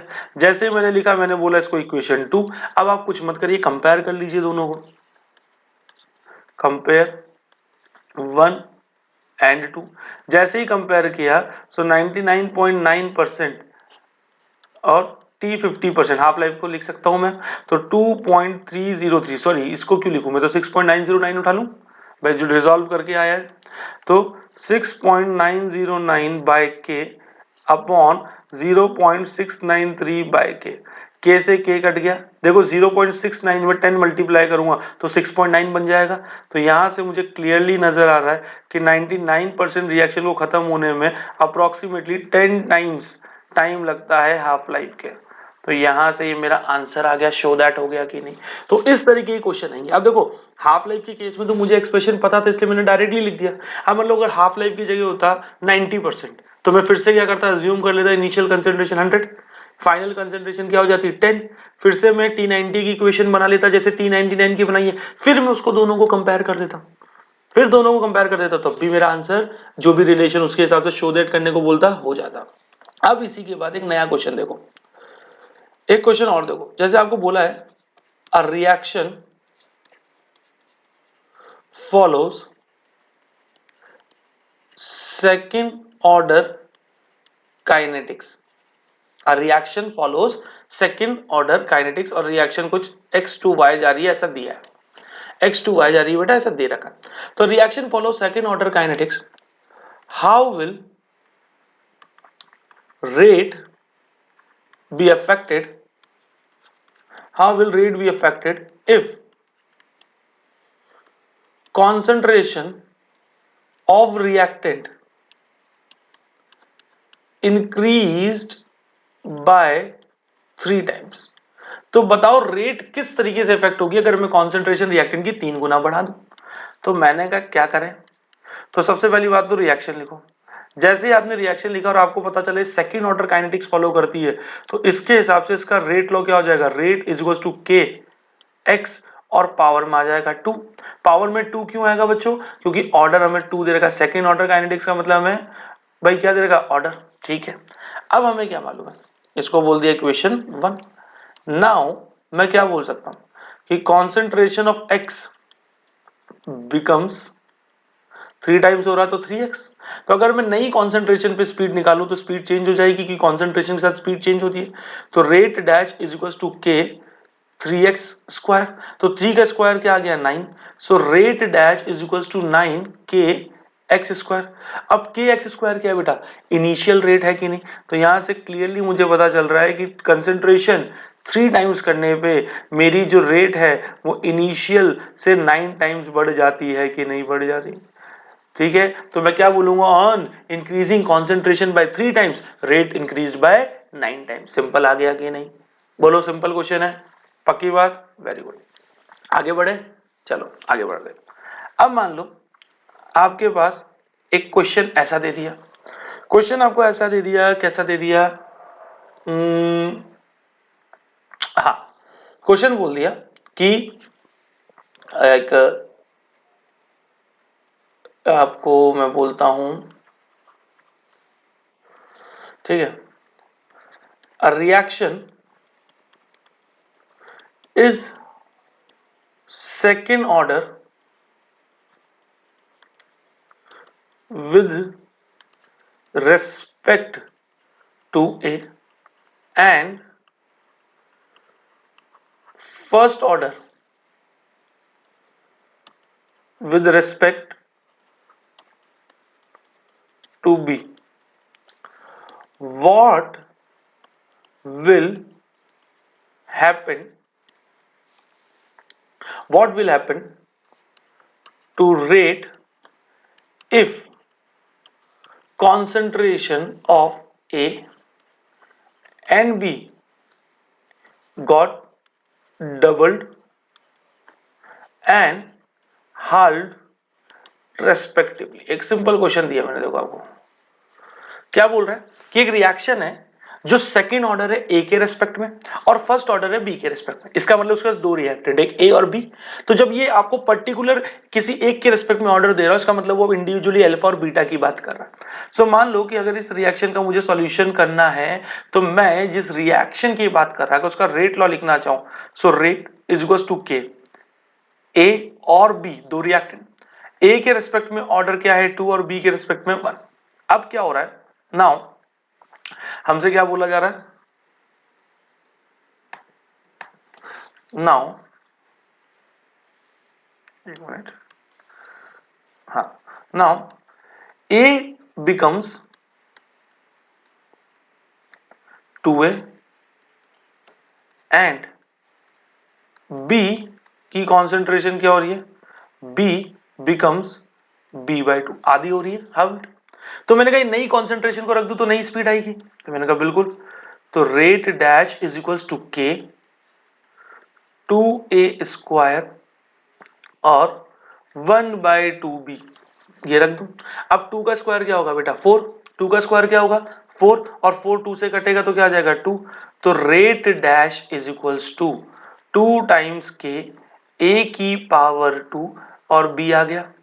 तो मैं यहां से क्या बोल सकता हूं कि जैसे जैसा क्वेश्चन ने बोला अगर मैंने वैसा वैसा किया तो मेरी रेट इनिशियल रेट से डबल हो गई कि नहीं हो गई। तो मैं क्या बोल सकता हूं, rate here gets double. Rate यहां क्या हो गई बेटा, डबल हो गई। तो आपको ये जो क्वेश्चन मैंने 3 कराए ये समझ में आए? बोलो कोई doubt? Zero order first order के एक्सप्रेशन समझ में आए? समझ में आया कि नहीं? चलो बहुत अच्छे बहुत अच्छे, ठीक है। तो ये इस तरीके से क्वेश्चंस हमारे सामने आएंगे, आपको करने हैं। अच्छा इसी फिराक में मैं क्वेश्चन और बताता हूं, ठीक है। जैसे मान लो आपको ऐसे दे रखा हो, ए की कॉन्सेंट्रेशन, बी की concentration and rate of formation of product, ऐसे टैबुलर दे रखी हो। तो 0.1 0.1 0.3 0.2 0.3 0.4 0.4 0.1, ए और बी की अलग अलग कॉन्सेंट्रेशन, और इस ए और बी की अलग अलग कॉन्सेंट्रेशन पे रेट ऑफ फॉर्मेशन हमें दे रखी है। रेट ऑफ फॉर्मेशन हमको दे रखी है, देखो ये रही, ये मुझे दे रखा है, ठीक है। अब मुझे बोला है calculate overall order of reaction and rate constant. एक तो ऑर्डर ऑफ रिएक्शन भी निकालो और रेट कांस्टेंट भी निकालो। तो बेटा बहुत सिंपल सी चीज है, ओवरऑल ऑर्डर पूछा मतलब अल्फा बीटा। तो मैं एक बात बताऊं, ये आपको अगर आप दिमाग थोड़ा सा भी लगाओगे तो आपको ए और बी की अलग अलग कॉन्सेंट्रेशन पे रिएक्शन किस स्पीड से चल रही है ये दे रखा है। तो इन चीजों को पकड़ के मैं 4 अलग अलग कॉन्सेंट्रेशन और रेट को पकड़ के 4 अलग अलग रेट लॉ लिख सकता हूं। तो आपको सॉल्यूशन में करना ही यही है। आप क्या करो, R1 6 इंटू 10 की पावर -3, 6 इंटू 10 की पावर -3 इज इक्वल टू के 0.1 अल्फा और 0.1 बीटा, ऐसे लिख दो। फिर आप R2 लिखो 7.2 10 की पावर -2 इज इक्वल टू के 0.3 अल्फा और 0.2 बीटा। फिर आप इसी तरीके से बेटा क्या लिखो, R3 लिखो 2.88 10 की पावर -1 इज इक्वल टू के 0.3 की पावर अल्फा और 0.4 की पावर बीटा। लिख दिया कि नहीं लिख दिया, देखो एकदम सही। सिमिलरली आप फोर्थ लिख दो, क्या आ जाएगा 2.40 10 की पावर -2 इज इक्वल टू के 0.4 अल्फा और 0.1 बीटा। लिख दिया। अब आपको क्या करना है, इसमें से ऐसी दो रेट लॉ उठाओ जिसमें आइदर अल्फा अल्फा वाले लोग सेम हो या फिर बीटा बीटा वाले।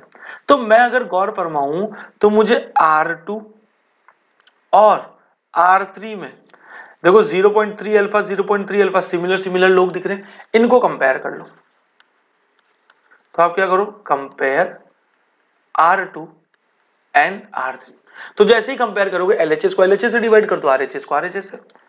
सो 7.2 10 की पावर -2 अपॉन 2.88 10 की पावर -1 इज इक्वल टू के 0.3 अल्फा 0.2 बीटा अपॉन के 0.3 अल्फा और 0.4 बीटा। आया समझ में? के से के काट दिया, अल्फा से अल्फा वैल्यू काट दिया। देखो 10 की पावर -2 नीचे जाएगा, क्या बनेगा 10 की पावर +2 और -1 क्या बचेगा 10। 10 जैसे ही 2.88 से मल्टीप्लाई कर देगा तो उसको 28.2, मतलब इन सबको काटूंगा तो यहाँ 1/4 ही बचेगा, ठीक है। तो जैसे ही आपने यहाँ सिंप्लीफाई किया सो 1/4 इज इक्वल्स टू 1/2 की होल पावर बीटा, क्योंकि दोनों की पावर सेम है तो 0.2 अपॉन 0.4 का होल पावर बीटा। पॉइंट से पॉइंट कटा, 2 से 4 1/2। अब क्या 1/4 को 1/2 के टर्म्स में लिख सकते हैं, मैंने कहा यस। सो 1/2 का स्क्वायर लिखा और जैसे ये आया तो हम क्या कहते हैं, अगर बेस सेम तो कंपेयर पावर, अगर बेस सेम है so compare power. So beta की वैल्यू क्या आ गई 2। तो आपके दिमाग में एक बात आ गई होगी, जैसे मैंने अल्फा सेम उठाया आंसर किस में आ गया, बीटा में। सिमिलरली अगर मैं R1 और R4 को उठा लूं, सिमिलरली मैं R1 एंड R4 को कंपेयर कर लूं, तो जैसे ही कंपेयर करूंगा बेटा तो R1 की रेट है 6 इंटू 10 की पावर -3 और R4 है 2.40 10 की पावर -2 इज इक्वल्स टू के 0.1 की पावर अल्फा 0.1 की पावर बीटा अपॉन के 0.4 की पावर अल्फा और 0.1 की पावर बीटा। तो अगर आप क्लियरली देखोगे तो 0.1 बीटा कैंसिल, के से के कैंसिल, 10 की पावर -3 नीचे आएगा, क्या बनेगा +3। भाई ये नीचे आएगा तो क्या बनेगा +3 और -2 क्या होंगे, क्या बचेगा 10, 2.4 10 से मल्टीप्लाई होगा तो क्या बन जाएगा 24। तो यहाँ पे भी कट करने पे 1/4 आ रहा है। तो यहां से अगर मैं देखूंगा तो 1/4 इज इक्वल टू, यहाँ पे सिंप्लीफाई करूंगा तो 1/4 इक्वल टू 1/4 अल्फा, तो 1/4 की पावर 1, तो अल्फा की वैल्यू अभी अगेन बेस कंपेयर करने से अल्फा क्या आ गया 1। जैसे ही अल्फा 1 आया तो मेरा रेट लॉ, रेट ऑर्डर सब कुछ आ गया।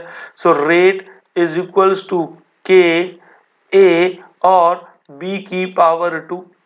तो अगर कोई मुझसे पूछे बताओ ऑर्डर, तो ऑर्डर आपका अल्फा प्लस बीटा होता है, that is 1 + 2 that is 3, third order हो गया कि नहीं। Very good. अब रही कुछ ही बात आपसे पूछी रेट कांस्टेंट।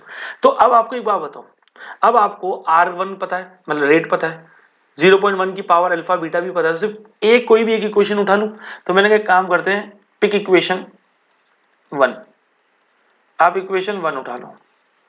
सो 6 इंटू 10 की पावर -3 इज इक्वल टू के।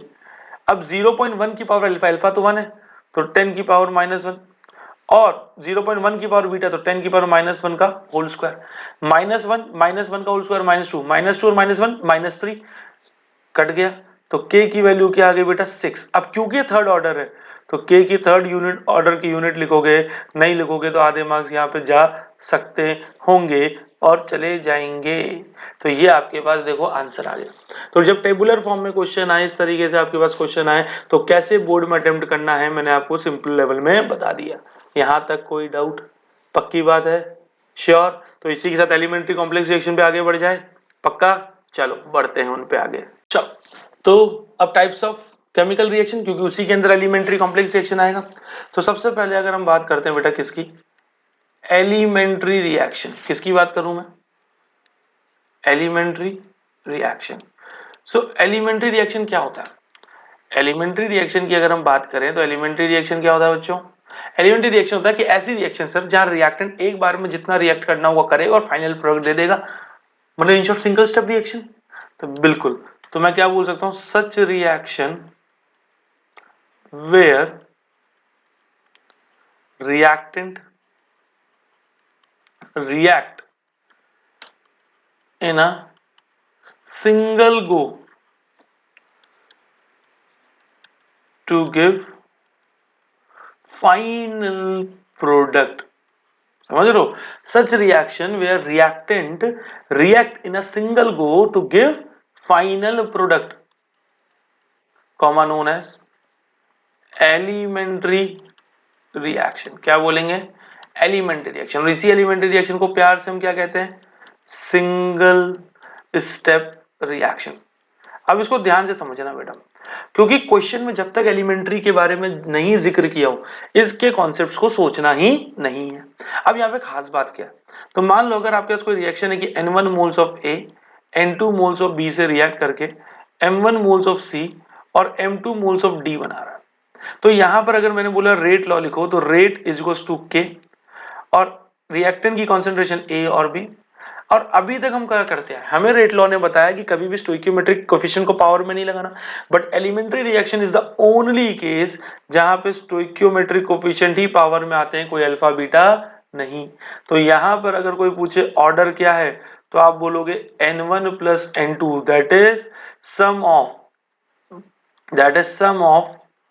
stoichiometric coefficient of reactant, that is sum of stoichiometric coefficient of reactant। कितना सिंपल है कि नहीं? पर ध्यान क्या रखना है, जब तक मैं बोलूं नहीं कि रिएक्शन एलिमेंट्री है, इसको अपने ख्वाबों में ख्यालों में नहीं लाना है। तुम ख्वाबों में ख्यालों में, ऐसा नहीं, कौन भैया अल्फा बीटा ही चलने देना, ख्वाबों ख्यालों में नहीं लाना। सामने से कोई नॉक करके याद करा कि एलिमेंट्री है भैया ये एलिमेंट्री, तभी इसके बारे में सोचना, वरना नहीं। ठीक है, चलो अब आता है दूसरा क्या, कॉम्प्लेक्स रिएक्शन। अब दूसरा आता है बेटा कॉम्प्लेक्स रिएक्शन। अब नाम से पता चल रहा है, जब एलिमेंट्री सिंगल स्टेप निकला है तो कॉम्प्लेक्स क्या हो गया, मल्टी स्टेप। कॉम्प्लेक्स क्या होगा, मल्टी स्टेप। तो बिल्कुल जो मल्टी स्टेप रिएक्शन होती है उसको हम कहते हैं complex reaction. So complex reaction के बारे में अगर मैं समझना चाहूं तो क्या होगा कि such reaction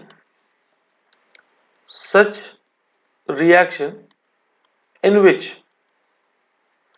reactant react in a multiple step to produce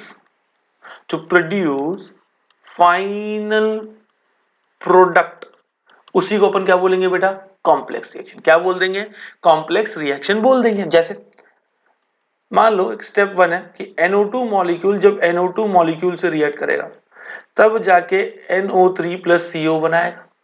अब यही जो NO3 आपका यहाँ बना, यही NO3 जब फर्दर कार्बन मोनोऑक्साइड से रिएक्ट करता है तब जाके ये NO2 प्लस CO2 देता है। और फिर ये स्टेप्स अकर होने के बाद जो मेन रिएक्शन मुझे दिखाई देती है, भाई मुझे कोई स्टेप तो ही ना बताता है, मुझे कोई स्टेप तो ही ना बताता है, ये तो स्पीड के बारे में पढ़ रहा हूं इसलिए स्टेप की जानकारी होना जरूरी है, वरना मोस्ट ऑफ द टाइम हमारे पास सब मेन रिएक्शन आती है उसके स्टेप्स पे कौन बताता है, नहीं। तो हमारे सामने तो 99% यही रिएक्शन आएगी, NO2 plus CO gives NO plus CO2। वो तो जब इसकी स्पीड किसी ने मुझसे पूछी तो स्टेप्स की जानकारी होना जरूरी है, बट अभी तक भी हमारे सामने जब भी कोई भी कॉम्प्लेक्स रिएक्शन आती थी स्टेप्स आते थे क्या, नहीं। इसी वजह से जब भी मैं इसका रेट लॉ लिखता हूं तो भाई जो मेन रिएक्शन है उसी के कॉन्सेंट्रेशन को रेट लॉ में लिखूंगा। अब क्योंकि मुझे यहाँ पे आइडिया ही नहीं है, समझ रहे हो कि ये जो रिएक्टेंट कॉम्प्लेक्स रिएक्शन जो फाइनल रिएक्शन आई वो कितने स्टेप में आई है, किन लोगों का मेजर इसके अंदर योगदान है, वो किस हिसाब से खर्च हो रहे थे, बन रहे थे, तब तक सही से रेट बताना पॉसिबल नहीं है। तो जब इतना कंफ्यूजन है तो मैंने कहा एक काम करो, क्यों स्टोइकियोमेट्रिक कोएफिशिएंट का झंझट पालें, हम इस पे अल्फा बीटा लिख के छोड़ देते हैं। तो इसीलिए हम वहां पे हाइपोथेटिकल अल्फा प्लस बीटा बोलते हैं। तो यहाँ पे ऑर्डर क्या होता है, अल्फा प्लस बीटा। अब एक छोटी सी चीज ध्यान रखना बेटा, एक होता है एलिमेंट्री रिएक्शन, एक होता है एलिमेंट्री स्टेप। तो एक चीज ध्यान रखना कि individual step of a complex reaction comma known as elementary step of a reaction. क्या बोलते हैं उसको, elementary step of a reaction. तो बेटा फर्क होता है एलिमेंट्री रिएक्शन और एलिमेंट्री स्टेप में फर्क है।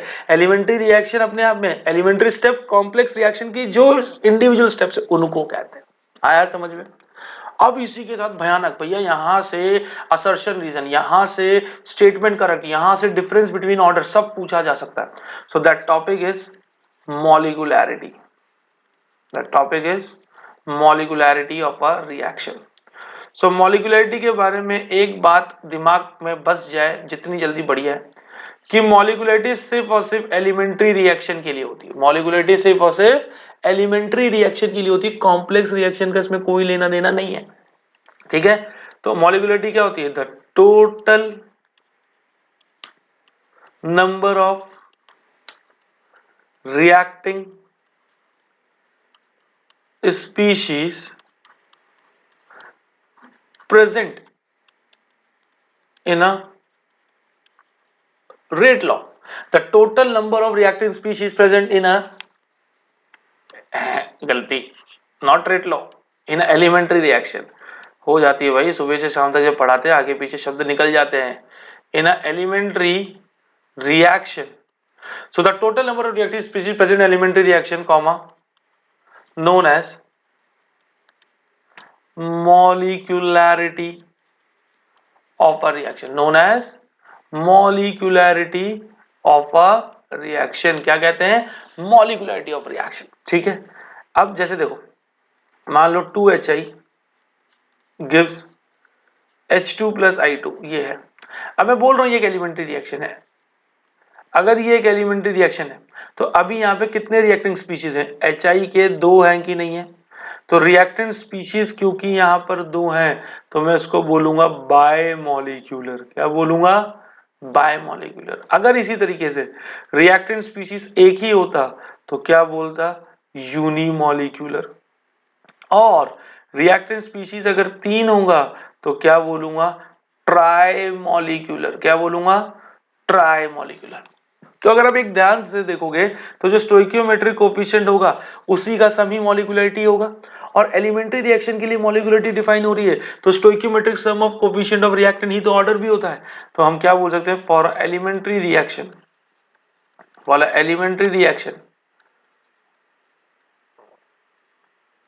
मॉलिक्यूलैरिटी, ठीक है, is equal to order of reaction. Molecularity is equal to order of reaction. आ गई बच्चों समझ में? पक्की बात। अब एक इंपॉर्टेंट ज्ञान की बात। तो ज्ञान की बातें बहुत होंगी, ज्ञान की बात ध्यान से सुनना कि मॉलिक्यूलैरिटी कभी 3 से ज्यादा नहीं हो सकती। Molecularity greater than 3 is a very rare sight. कि भाई 3 से ज्यादा मॉलिक्यूलरिटी मिले बहुत रेयर है। बिकॉज मोर देन 3 मॉलिक्यूल्स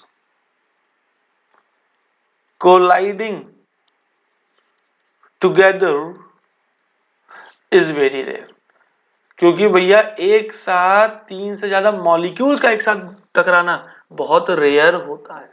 तो मॉलिक्यूलरिटी क्या होती है बच्चों? कॉम्प्लेक्स रिएक्शन क्या होती है? एलिमेंट्री रिएक्शन क्या होती है? आपको देखो मैंने अच्छे से यहाँ पे समझा दिया।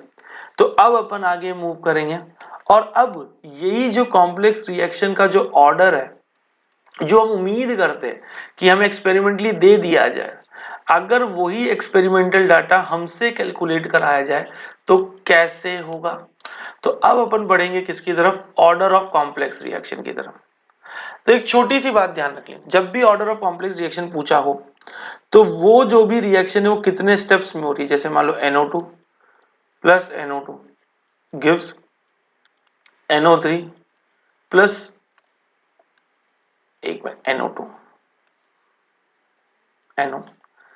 स्टेप 2, यही जो NO3 है जब CO से रिएक्ट करता है तो ये मेरा क्या बनाता है? NO2 plus CO2। और तब जाके मेन रिएक्शन आती है कि NO2 plus CO gives NO plus CO2। ये तो देना ही देना है उसको, साथ ही साथ उसको ये भी बताना है कि इनमें से कौन सी स्टेप स्लो है तो कौन सी स्टेप फास्ट है। तो आप खुद दिमाग लगाओ कि जैसे उसने ये बताया तो मेरा दिमाग चलेगा कि यार अगर 2 स्टेप हो रही है, दोनों के खत्म होने पे ही मेन रिएक्शन मिल रही है, तो जो सबसे धीमा काम है जब तक वो खत्म नहीं होगा फाइनल रिएक्शन, इसका मतलब जो धीमे काम करने की स्पीड है वही आपके फाइनल रिएक्शन की स्पीड को भी कंट्रोल कर रहा है। तो यही हमारा कॉन्सेप्ट बोलता है कि जो रेट डिटरमाइनिंग स्टेप होगा तो रेट डिटरमाइनिंग स्टेप हमेशा स्लोएस्ट स्टेप ही होगा। जो रेट डिटरमाइनिंग स्टेप होगा वो क्या होगा? हमेशा स्लोएस्ट स्टेप ही होगा। अब ये जो स्लोएस्ट स्टेप की अगर मैं बात करूं तो बेटा ये स्लोएस्ट स्टेप अपने आप में, भाई individual step of complex reaction है तो ये स्लोएस्ट स्टेप अपने आप में एक एलिमेंट्री रिएक्शन है। और एलिमेंट्री रिएक्शन के लिए हमें मालूम है कि जो मॉलिक्यूलैरिटी होती है, जो मॉलिक्यूलैरिटी होती है वही ऑर्डर होता है कि नहीं होता?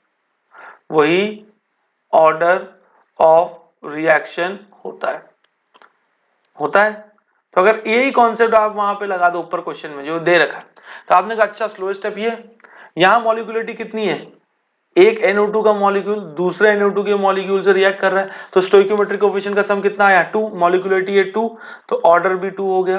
तो rate is equal to K NO2 और NO2 लिखो या NO2 स्क्वायर, बात एक ही है। तो ये सेकंड ऑर्डर रिएक्शन आ गई। क्या आ गई बच्चों? Second order reaction. Is that clear? क्यों आया समझ में कि नहीं आया? तो ऑर्डर ऑफ रिएक्शन क्या होता है? इस टाइप का क्वेश्चन आ जाए तो हम लोग एक्सपेरिमेंटली जो अल्फा बीटा आता है वो कैसे आता है समझ में आ गया? तो अगर मान लो इसका रेट लॉ ऐसे होता है, तो रेट इज इक्वल टू के, मेन रिएक्शन के हिसाब से किसी ने ऐसे लिखा होता अल्फा और सीओ की पावर बीटा। तो यहां से क्लियरली क्या पता चल रहा है कि अल्फा की वैल्यू 2 है और बीटा की वैल्यू 0, क्योंकि यही वैल्यू पे बीटा 0 होगा तभी आपका जो रेट है वो ऐसा दिखाई देगा कि नहीं दिखाई देगा। समझ में आ गया कि नहीं? तो सेकेंड ऑर्डर रिएक्शन है, कैसे निकाला जाएगा सब कुछ तुम्हारे सामने पेश है। Is that clear? बहुत बढ़िया। तो एक आखिरी जो एकदम डायरेक्टली थ्योरेटिकल पार्ट है, pseudo first order reaction, definition पूछ सकता है, उस एग्जांपल के साथ उसको पेश करना है, उसकी तरफ अपन आगे बढ़ लेते हैं। इतना आया अभी तक समझ में? उस पे आगे बढ़े, चलो बढ़ते हैं। सो सूडो फर्स्ट ऑर्डर रिएक्शन की तरफ बढ़े, चलो। तो सूडो फर्स्ट ऑर्डर रिएक्शन, ठीक है, ठीक है।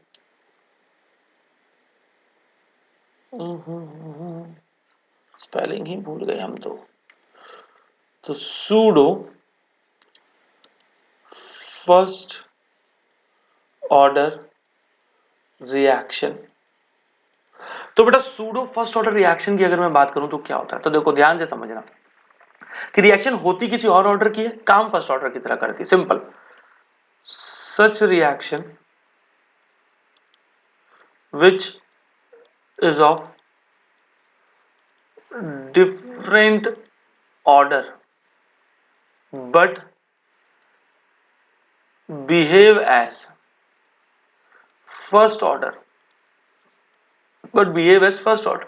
comma known as pseudo first order reaction. क्या कहते हैं इसको? सूडो फर्स्ट ऑर्डर रिएक्शन बोलेंगे, ठीक है। तो इसका बेस्ट एग्जांपल है, दो एग्जांपल आपके बुक में, एक है इन्वर्जन ऑफ शुगर केन या हाइड्रोलिसिस ऑफ सुक्रोज। क्या है? Hydrolysis of sucrose. तो बेटा मैं वो सिंपल से आपको बोलता हूँ, एंड का समय जब भी दो रिएक्टेंट हो और एक के नीचे एक्सेस लिखा हो वो हमेशा सूडो फर्स्ट ऑर्डर होगी, सिंपल सी बात। C12H22O11 plus H2O। अब जैसे मान लो H2O के नीचे एक्सेस लिखा है, इस एक्सेस का मतलब ये है कि रिएक्शन शुरू होके बंद हो जाएगी बट वाटर की कॉन्सेंट्रेशन पे कोई फर्क नहीं पड़ेगा। रिएक्शन शुरू होके बंद हो जाएगी पर वाटर की कंसंट्रेशन पर कोई फर्क नहीं पड़ेगा, कोई भी फर्क नहीं पड़ेगा। उसको अपन क्या कहते हैं? क्या कहते हैं उसको? हाँ है सूडो फर्स्ट। जब भी ऐसा हो कि भाई वाटर की रिएक्शन कोई फर्क, तो उसकी कॉन्सेंट्रेशन कांस्टेंट हो गई। क्या हो गई? कांस्टेंट। अच्छा सॉरी मैं मिक्स कर गया बातों को, नहीं नहीं वापस देखो। अगर दो रिएक्टर किसी एक के नीचे एक्सेस है तो सूडो फर्स्ट ऑर्डर। क्यों? क्योंकि बेटा वाटर बहुत ज्यादा एक्सेस में लेने की वजह से, वाटर बहुत ज्यादा एक्सेस में लेने की वजह से through out the reaction, reaction चालू होकर बंद होने के बावजूद भी वाटर की कॉन्सेंट्रेशन कांस्टेंट ही नजर आएगी। अब मान लो originally rate is equal to k, ये आपका एक सेकेंड ऑर्डर था, तो C12H22O11 है और H2O। अब क्योंकि वाटर की रिएक्शन, ये वाटर रिएक्शन में कांस्टेंट कंसंट्रेशन के साथ है, एक्सिस है ना, तो कुछ ज्यादा फर्क पड़ा नहीं। तो ये जो पुराना कांस्टेंट रेट कांस्टेंट है के और H2O की जो कॉन्सेंट्रेशन कांस्टेंट है, इन दोनों को मल्टीप्लाई करके एक नया कांस्टेंट बना दिया के डैश। जैसे ही के को के डैश से रिप्लेस करेंगे तो रेट इज इक्वल्स टू के डैश CH3, ये तो एस्टर लिखने जा रहे हैं, C12H22O11। अब आप देखो, खुद देखो, पावर 1 बची, पावर क्या बची? 1, पावर 1 बची। पहले तो क्या थी? 1 + 1 सेकेंड ऑर्डर, अब क्या हो गया? ये फर्स्ट ऑर्डर। तो इसी को कहते हैं सूडो फर्स्ट ऑर्डर रिएक्शन। तो बेटा देखो फटाफट से सूडो फर्स्ट ऑर्डर रिएक्शन क्या होती है समझ में आ गया कि नहीं? तो इसी के साथ हमारा 80% चैप्टर खत्म हो गया। अब हमारे पास लास्ट टॉपिक बचता है जिसको कहते हैं टेम्परेचर इफेक्ट। क्या कहते हैं? Temperature effect. तो इस टेम्परेचर इफेक्ट को मैं बहुत ध्यान से आपको समझा दूंगा, इजी वेस्ट वे में आपको बता रहा हूं, आपको वैसे ही ध्यान रखना है। सो टेम्परेचर इफेक्ट की कहानी ये है कि हमें मालूम है टेम्परेचर बढ़ने से रेट ऑफ रिएक्शन बढ़ती है और एक्सपोनेंशियल ग्रोथ आती है। तो एक स्टेटमेंट टेम्परेचर के लिए दे रखी है कि for every 10 degree Celsius rise in temperature rate और रेट कांस्टेंट रेट और rate constant get increases by 2 to 3 times. Rate और rate constant get increases by 2 to 3 times. आ गई बात समझ में? कितने टाइम? 2 से 3। तो ये जो 2 से 3 गुना बढ़ रहा है इसी को कहते हैं टेम्परेचर कोफिशिएंट। क्या कहते हैं? तो अगर आपके पास ऑप्शनल क्वेश्चन आ जाए कि what is the value of temperature coefficient, तो always remember it is value is between 2 and 3, it's value is between 2 and 3। But जब भी यहां से क्वेश्चन फ्रेम होगा, जब भी यहां से क्वेश्चन फ्रेम होगा तो अक्सर टेम्परेचर कोफिशिएंट 2 फिक्स कर देगा। जैसे मान लो क्वेश्चन है, how will be rate be affected when temperature rises from 0 degree Celsius to 60 degree Celsius. और आपको दे रखा है for every 10 degree Celsius rise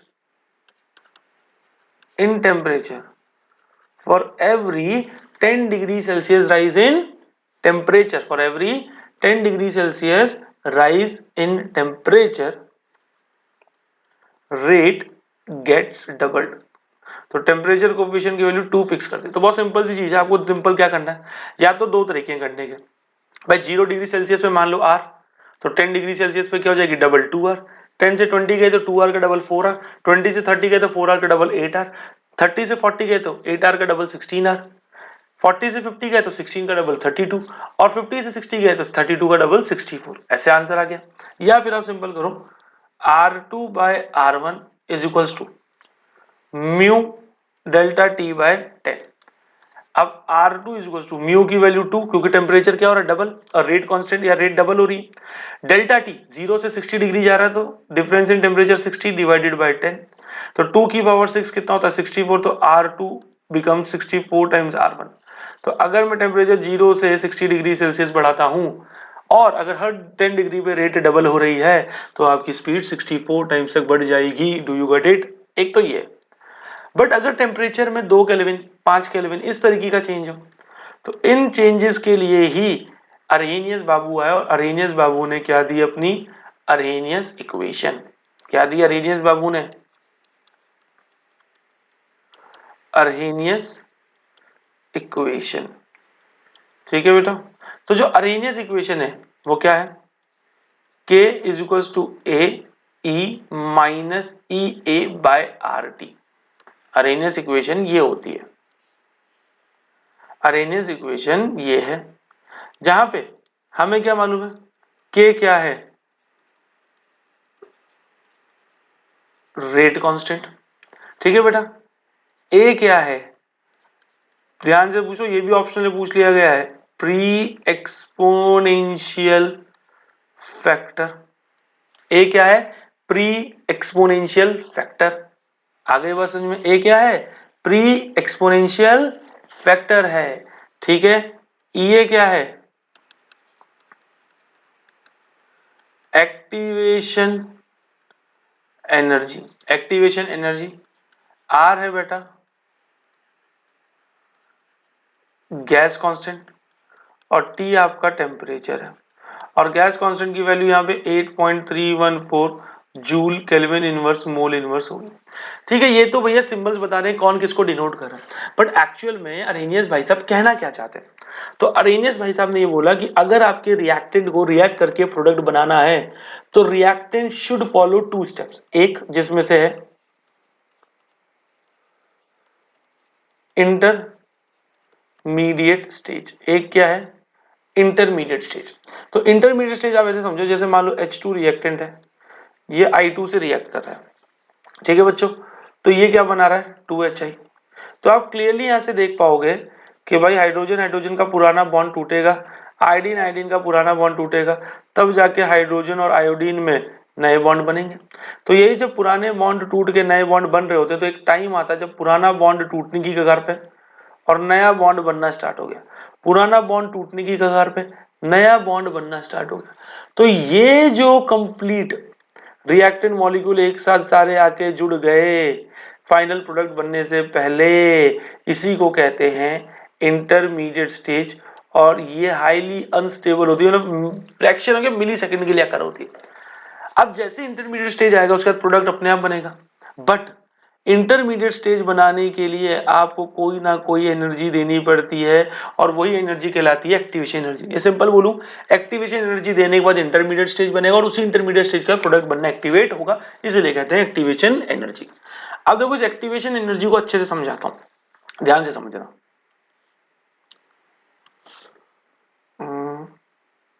हाँ,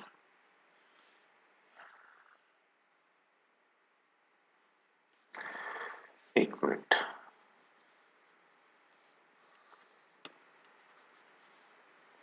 जस्ट अ सेकेंड।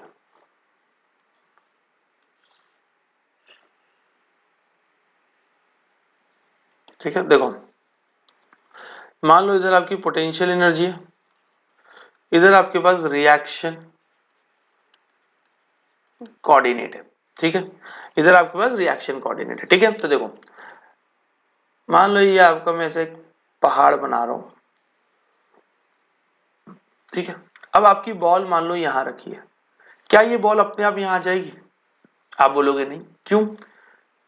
क्योंकि ये ऐसे ऊपर चढ़ के खुद से कैसे आ जाएगी? बट अगर आपने बॉल को उठा के यहां रख दिया ना, वो इधर आ सकती है कि नहीं?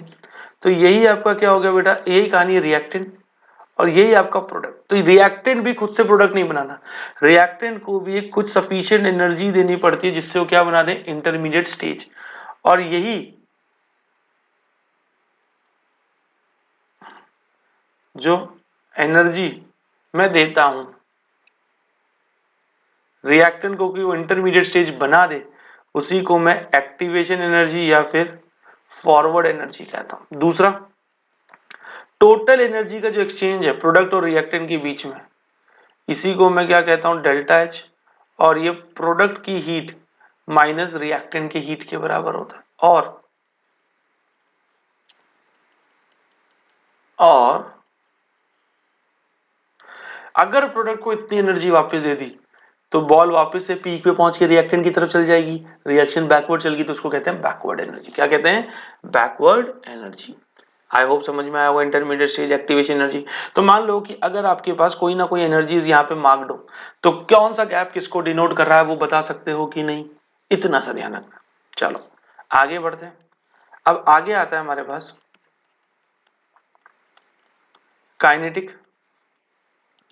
Theory of molecules. So kinetic theory of molecules की अगर बेटा मैं बात करूं, so kinetic theory of molecules ये कहती है कि भाई किसी भी एक फैमिली से बिलोंग करने वाले 1000 पार्टिकल, लाखों पार्टिकल क्यों ना हो, सबकी काइनेटिक एनर्जी सेम नहीं होती। सबकी काइनेटिक एनर्जी सेम नहीं है, सब डिफरेंट काइनेटिक एनर्जी कैरी करते हैं। तो यही जो कॉन्सेप्ट है, अगर इसको देखो ध्यान से दिखाता हूं मैं। ठीक है, तो मान लो इस साइड है हमारे पास फ्रैक्शन ऑफ मॉलिक्यूल्स, और इस साइड है काइनेटिक एनर्जी। इस साइड क्या है? Kinetic energy. ठीक है बच्चों, तो देखो मान लो कि मेरे पास जो भी रिएक्टेंट मॉलिक्यूल्स रिएक्शन में पार्टिसिपेट कर रहे हैं, उनको काइनेटिक एनर्जी के बिहाफ पे मैंने क्या किया, डिफरेंशिएट। तो ये वाले हो गए जिनके पास लो काइनेटिक एनर्जी है, ये वाले हो गए जिनके पास मीडियम काइनेटिक एनर्जी है, और ये वाले हैं जिनके पास हाई काइनेटिक एनर्जी है। अब क्या होंगे, ये सारे जो रिएक्टेंट मॉलिक्यूल्स हैं ये आपस में कोलिजन करेंगे। इनके कोलिजन की वजह से ही पुराने बॉन्ड टूटेंगे, नए बॉन्ड बनने का सिलसिला क्या होगा, शुरू होगा। यही तो होगा। बट देखा यह गया कि इतने कोलिजन होने के बाद भी प्रोडक्ट फॉर्मेशन उस रेशियो में नहीं हो रहा जिस रेशियो में कोलिजन हो रहा है। तो यहां से मैक्सवेल और बोल्ट्जमैन ने कॉन्सेप्ट दिया कि वो इस वजह से because because collision by high kinetic energy molecules are considered for product formation। तो इन्होंने क्या बोला कि जो हाई काइनेटिक एनर्जी होगा वो जो आपका कोलिजन करेगा सिर्फ उसी को ही प्रोडक्ट फॉर्मेशन के लिए मैं कंसीडर करूंगा, और इसी कोलिजन को सच कोलिजन जो आपके रिस्पॉन्सिबल होते हैं प्रोडक्ट बनाने के लिए टोटल कोलिजन में, such collision known as effective collision. इसी को अपन कहते हैं इफेक्टिव कोलिजन, जिसको आगे अभी हम कोलिजन थ्योरी में पढ़ेंगे। तो मान लो कि अगर मुझे नंबर ऑफ कोलिजन पर सेकंड बढ़ाना है, तो अगर मैं सिस्टम को हीट कर दूं, क्या कर दूं, हीट, तो जैसे ही मैं हीट करूंगा तो क्या होगा, कुछ मॉलिक्यूल्स लो काइनेटिक एनर्जी से मीडियम की तरफ जाएंगे, मीडियम वाले हाई की तरफ जाएंगे। तो अगर हाई काइनेटिक एनर्जी का एरिया बढ़ा, इसका मतलब नंबर ऑफ पार्टिकल बढ़े, नंबर ऑफ पार्टिकल बढ़े तो कोलिजन बढ़ा, कोलिजन बढ़ा तो रेट बढ़ा। तो इसीलिए हम बोल सकते हैं कि टेम्परेचर बढ़ाने से रेट आपकी बढ़ेगी। आया समझ में कि नहीं? सो यही काइनेटिक थ्योरी ऑफ मॉलिक्यूल्स है जो मैक्सवेल और बोल्ट्जमैन ने दी थी।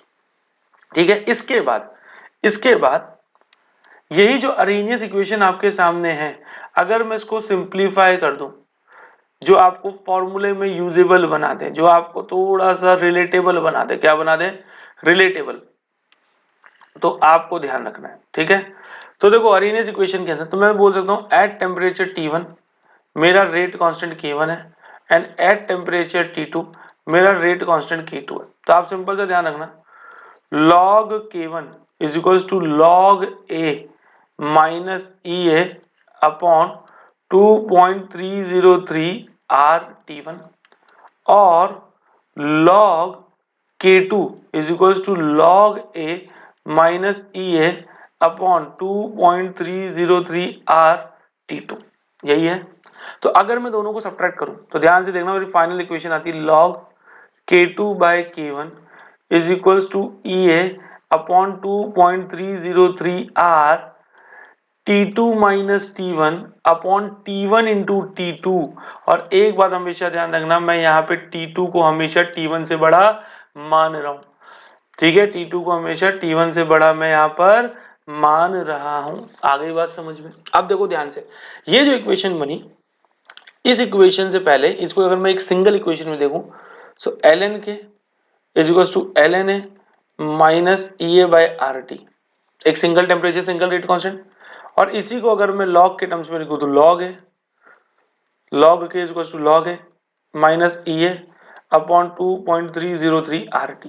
तो दोनों से ग्राफ बनता है, दोनों से आपका ग्राफ बनता है, वो ग्राफ आपके लिए बहुत जरूरी है जानना।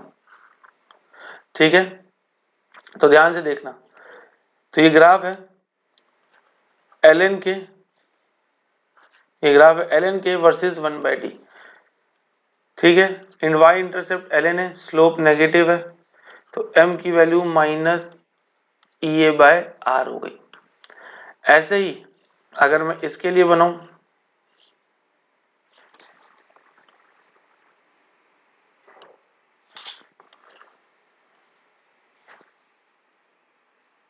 एक मिनट, सिलेक्ट हो जा भाई।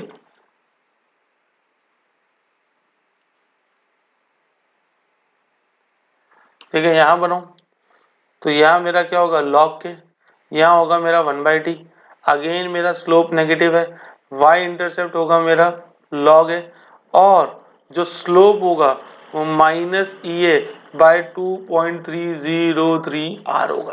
आया बच्चों समझ में? अगेन तो total 6 graph zero order first order मिला के, तो और 2 ग्राफ ये सबसे इंपॉर्टेंट है। अरेनियस एक्सप्लेनेशन क्या होता है, काइनेटिक थ्योरी ऑफ मॉलिक्यूल्स क्या है, एक्टिवेशन एनर्जी क्या है, इंटरमीडिएट स्टेज क्या है, इफेक्टिव कोलिजन क्या होता है, सब कुछ आपको इसमें मैंने बता दिया है। तो अब अपन last part of this chapter की तरफ मूव करेंगे, जो कि है collision theory and effect of catalyst. ठीक है, क्या है कोलिजन थ्योरी, और साथ ही साथ हम देखेंगे इसी में इफेक्ट ऑफ कैटलिस्ट। तो आपको यहां से सिंपल सी 2-3 चीजें ध्यान रखनी। तो कोलिजन थ्योरी सिंपल सा कह रही है कि भैया अगर आपके पास कोई भी reacted molecule high kinetic energy और सेम ओरिएंटेशन में भिड़ेंगे तभी प्रोडक्ट बनेगा। तो यहां से आपके पास एक डेफिनेशन आ जाती है जिसको आपको ध्यान रखना है, collision frequency. So collision frequency होता है Z, number of collision per second per unit volume comma known as collision frequency. ठीक है, तो कोलिजन फ्रीक्वेंसी अगर z है तो रेट कैसे निकलेगा, रेट z a और b दो रिएक्टेंट मॉलिक्यूल्स का collision frequency into e minus EA by RT, ये आ गया। अब देखो z a b तो क्या है, collision frequency of reactant a and b, e की power minus EA by RT, ये आपका ऑप्शनल क्वेश्चन में पूछा जा सकता है। इसका मतलब होता है fraction of molecules having energy greater than equal to activation energy, having energy greater than equal to activation energy। इसी के साथ बेटा एक होता है स्टेरिक फैक्टर, यही जो स्टेरिक फैक्टर होता है इसी को हम प्रोबेबिलिटी फैक्टर भी कहते हैं। तो रेट, अब भाई नॉर्मल सी बात है, सक्सेसफुल कोलिजन की प्रोबेबिलिटी कितनी, जब तक ये नहीं पता चलेगा तब तक भी एक्चुअल रेट नहीं आएगी। तो ये स्टेरिक फैक्टर के साथ क्या हमारा फॉर्मूला हो सकता है, ये फॉर्मूला सिर्फ आपका डायरेक्टली पूछे जा सकते हैं, ये आपको ध्यान रखना है। ठीक है, आ गई बात समझ में। उसके बाद इफेक्ट ऑफ कोलिजन, तो इफेक्ट ऑफ कोलिजन में आपको सिंपल से क्या याद रखना है, इफेक्ट ऑफ कोलिजन में बेटा दो पॉइंट मैं कहता हूं ध्यान रखो, एक lowers down activation energy, activation energy को कम कर देता है इसलिए रिएक्शन की स्पीड बढ़ जाती है। दूसरा do not effect gives free energy, जिसको डेल्टा जी कहते हैं, इस पे इफेक्ट नहीं डालता। तो इतनी सी बात इफेक्ट ऑफ कोलिजन में आपको ध्यान रखनी, क्योंकि कोलिजन, इफेक्ट ऑफ कोलिजन क्या लिख रहा हूं, क्या बच्चों देख रहे हो, तुम्हें लगातार पढ़ाने के पीछे इफेक्ट ऑफ कैटलिस्ट है, ये इफेक्ट ऑफ कैटलिस्ट। तुम भी सोच रहे हो कि सर क्या बोल रहे हो, क्या पढ़ा रहे हो, नींद में तो नहीं हो? बिल्कुल बेटा नींद में तो है, थकान भी चढ़ी हुई है, बैक टू बैक तुम्हारे लिए वीडियोस बन रहे हैं, ऑफलाइन लेक्चर्स में बैक टू बैक रिवीजन चल रहा है, फिर वहां से टाइम निकाल के लेक्चर्स आपके लिए वन शॉट रिकॉर्ड हो रहे हैं। सो बिल्कुल एफर्ट बहुत लगता है इन सब में। ठीक है, तो इसी के साथ बेटा देखो ये चैप्टर आपका खत्म होता है। ठीक है, अब देखो बेटा जो इसमें लास्ट पार्ट के न्यूमेरिकल्स है, तो मैं आपको जो नेक्स्ट इसका मैं एक वीडियो डालूंगा जिसमें लास्ट पार्ट, क्योंकि ज्यादा बड़ा हो जाएगा, तो आप एनसीईआरटी में से इंडेक्स में से इसके न्यूमेरिकल इस फॉर्मूले पे बेस्ड आप देखेंगे। ठीक है, और मैं कुछ जो इसके मैंने क्वेश्चंस के न्यूमेरिकल्स की वीडियो ऑलरेडी डाल रखे, उनके लिंक्स भी मैं इस वीडियो के डिस्क्रिप्शन में अटैच कर दूंगा, तो आप उसको भी देखें और वहां से क्वेश्चन प्रैक्टिस कर सकते हैं। ठीक है, तो ये जो वन शॉट है ये हमारा पूरा खत्म हो गया है। ठीक है बच्चों, आया समझ में? एकदम देखो इन डेप्थ पूरा लेके चला हूं, एकदम इन डेप्थ।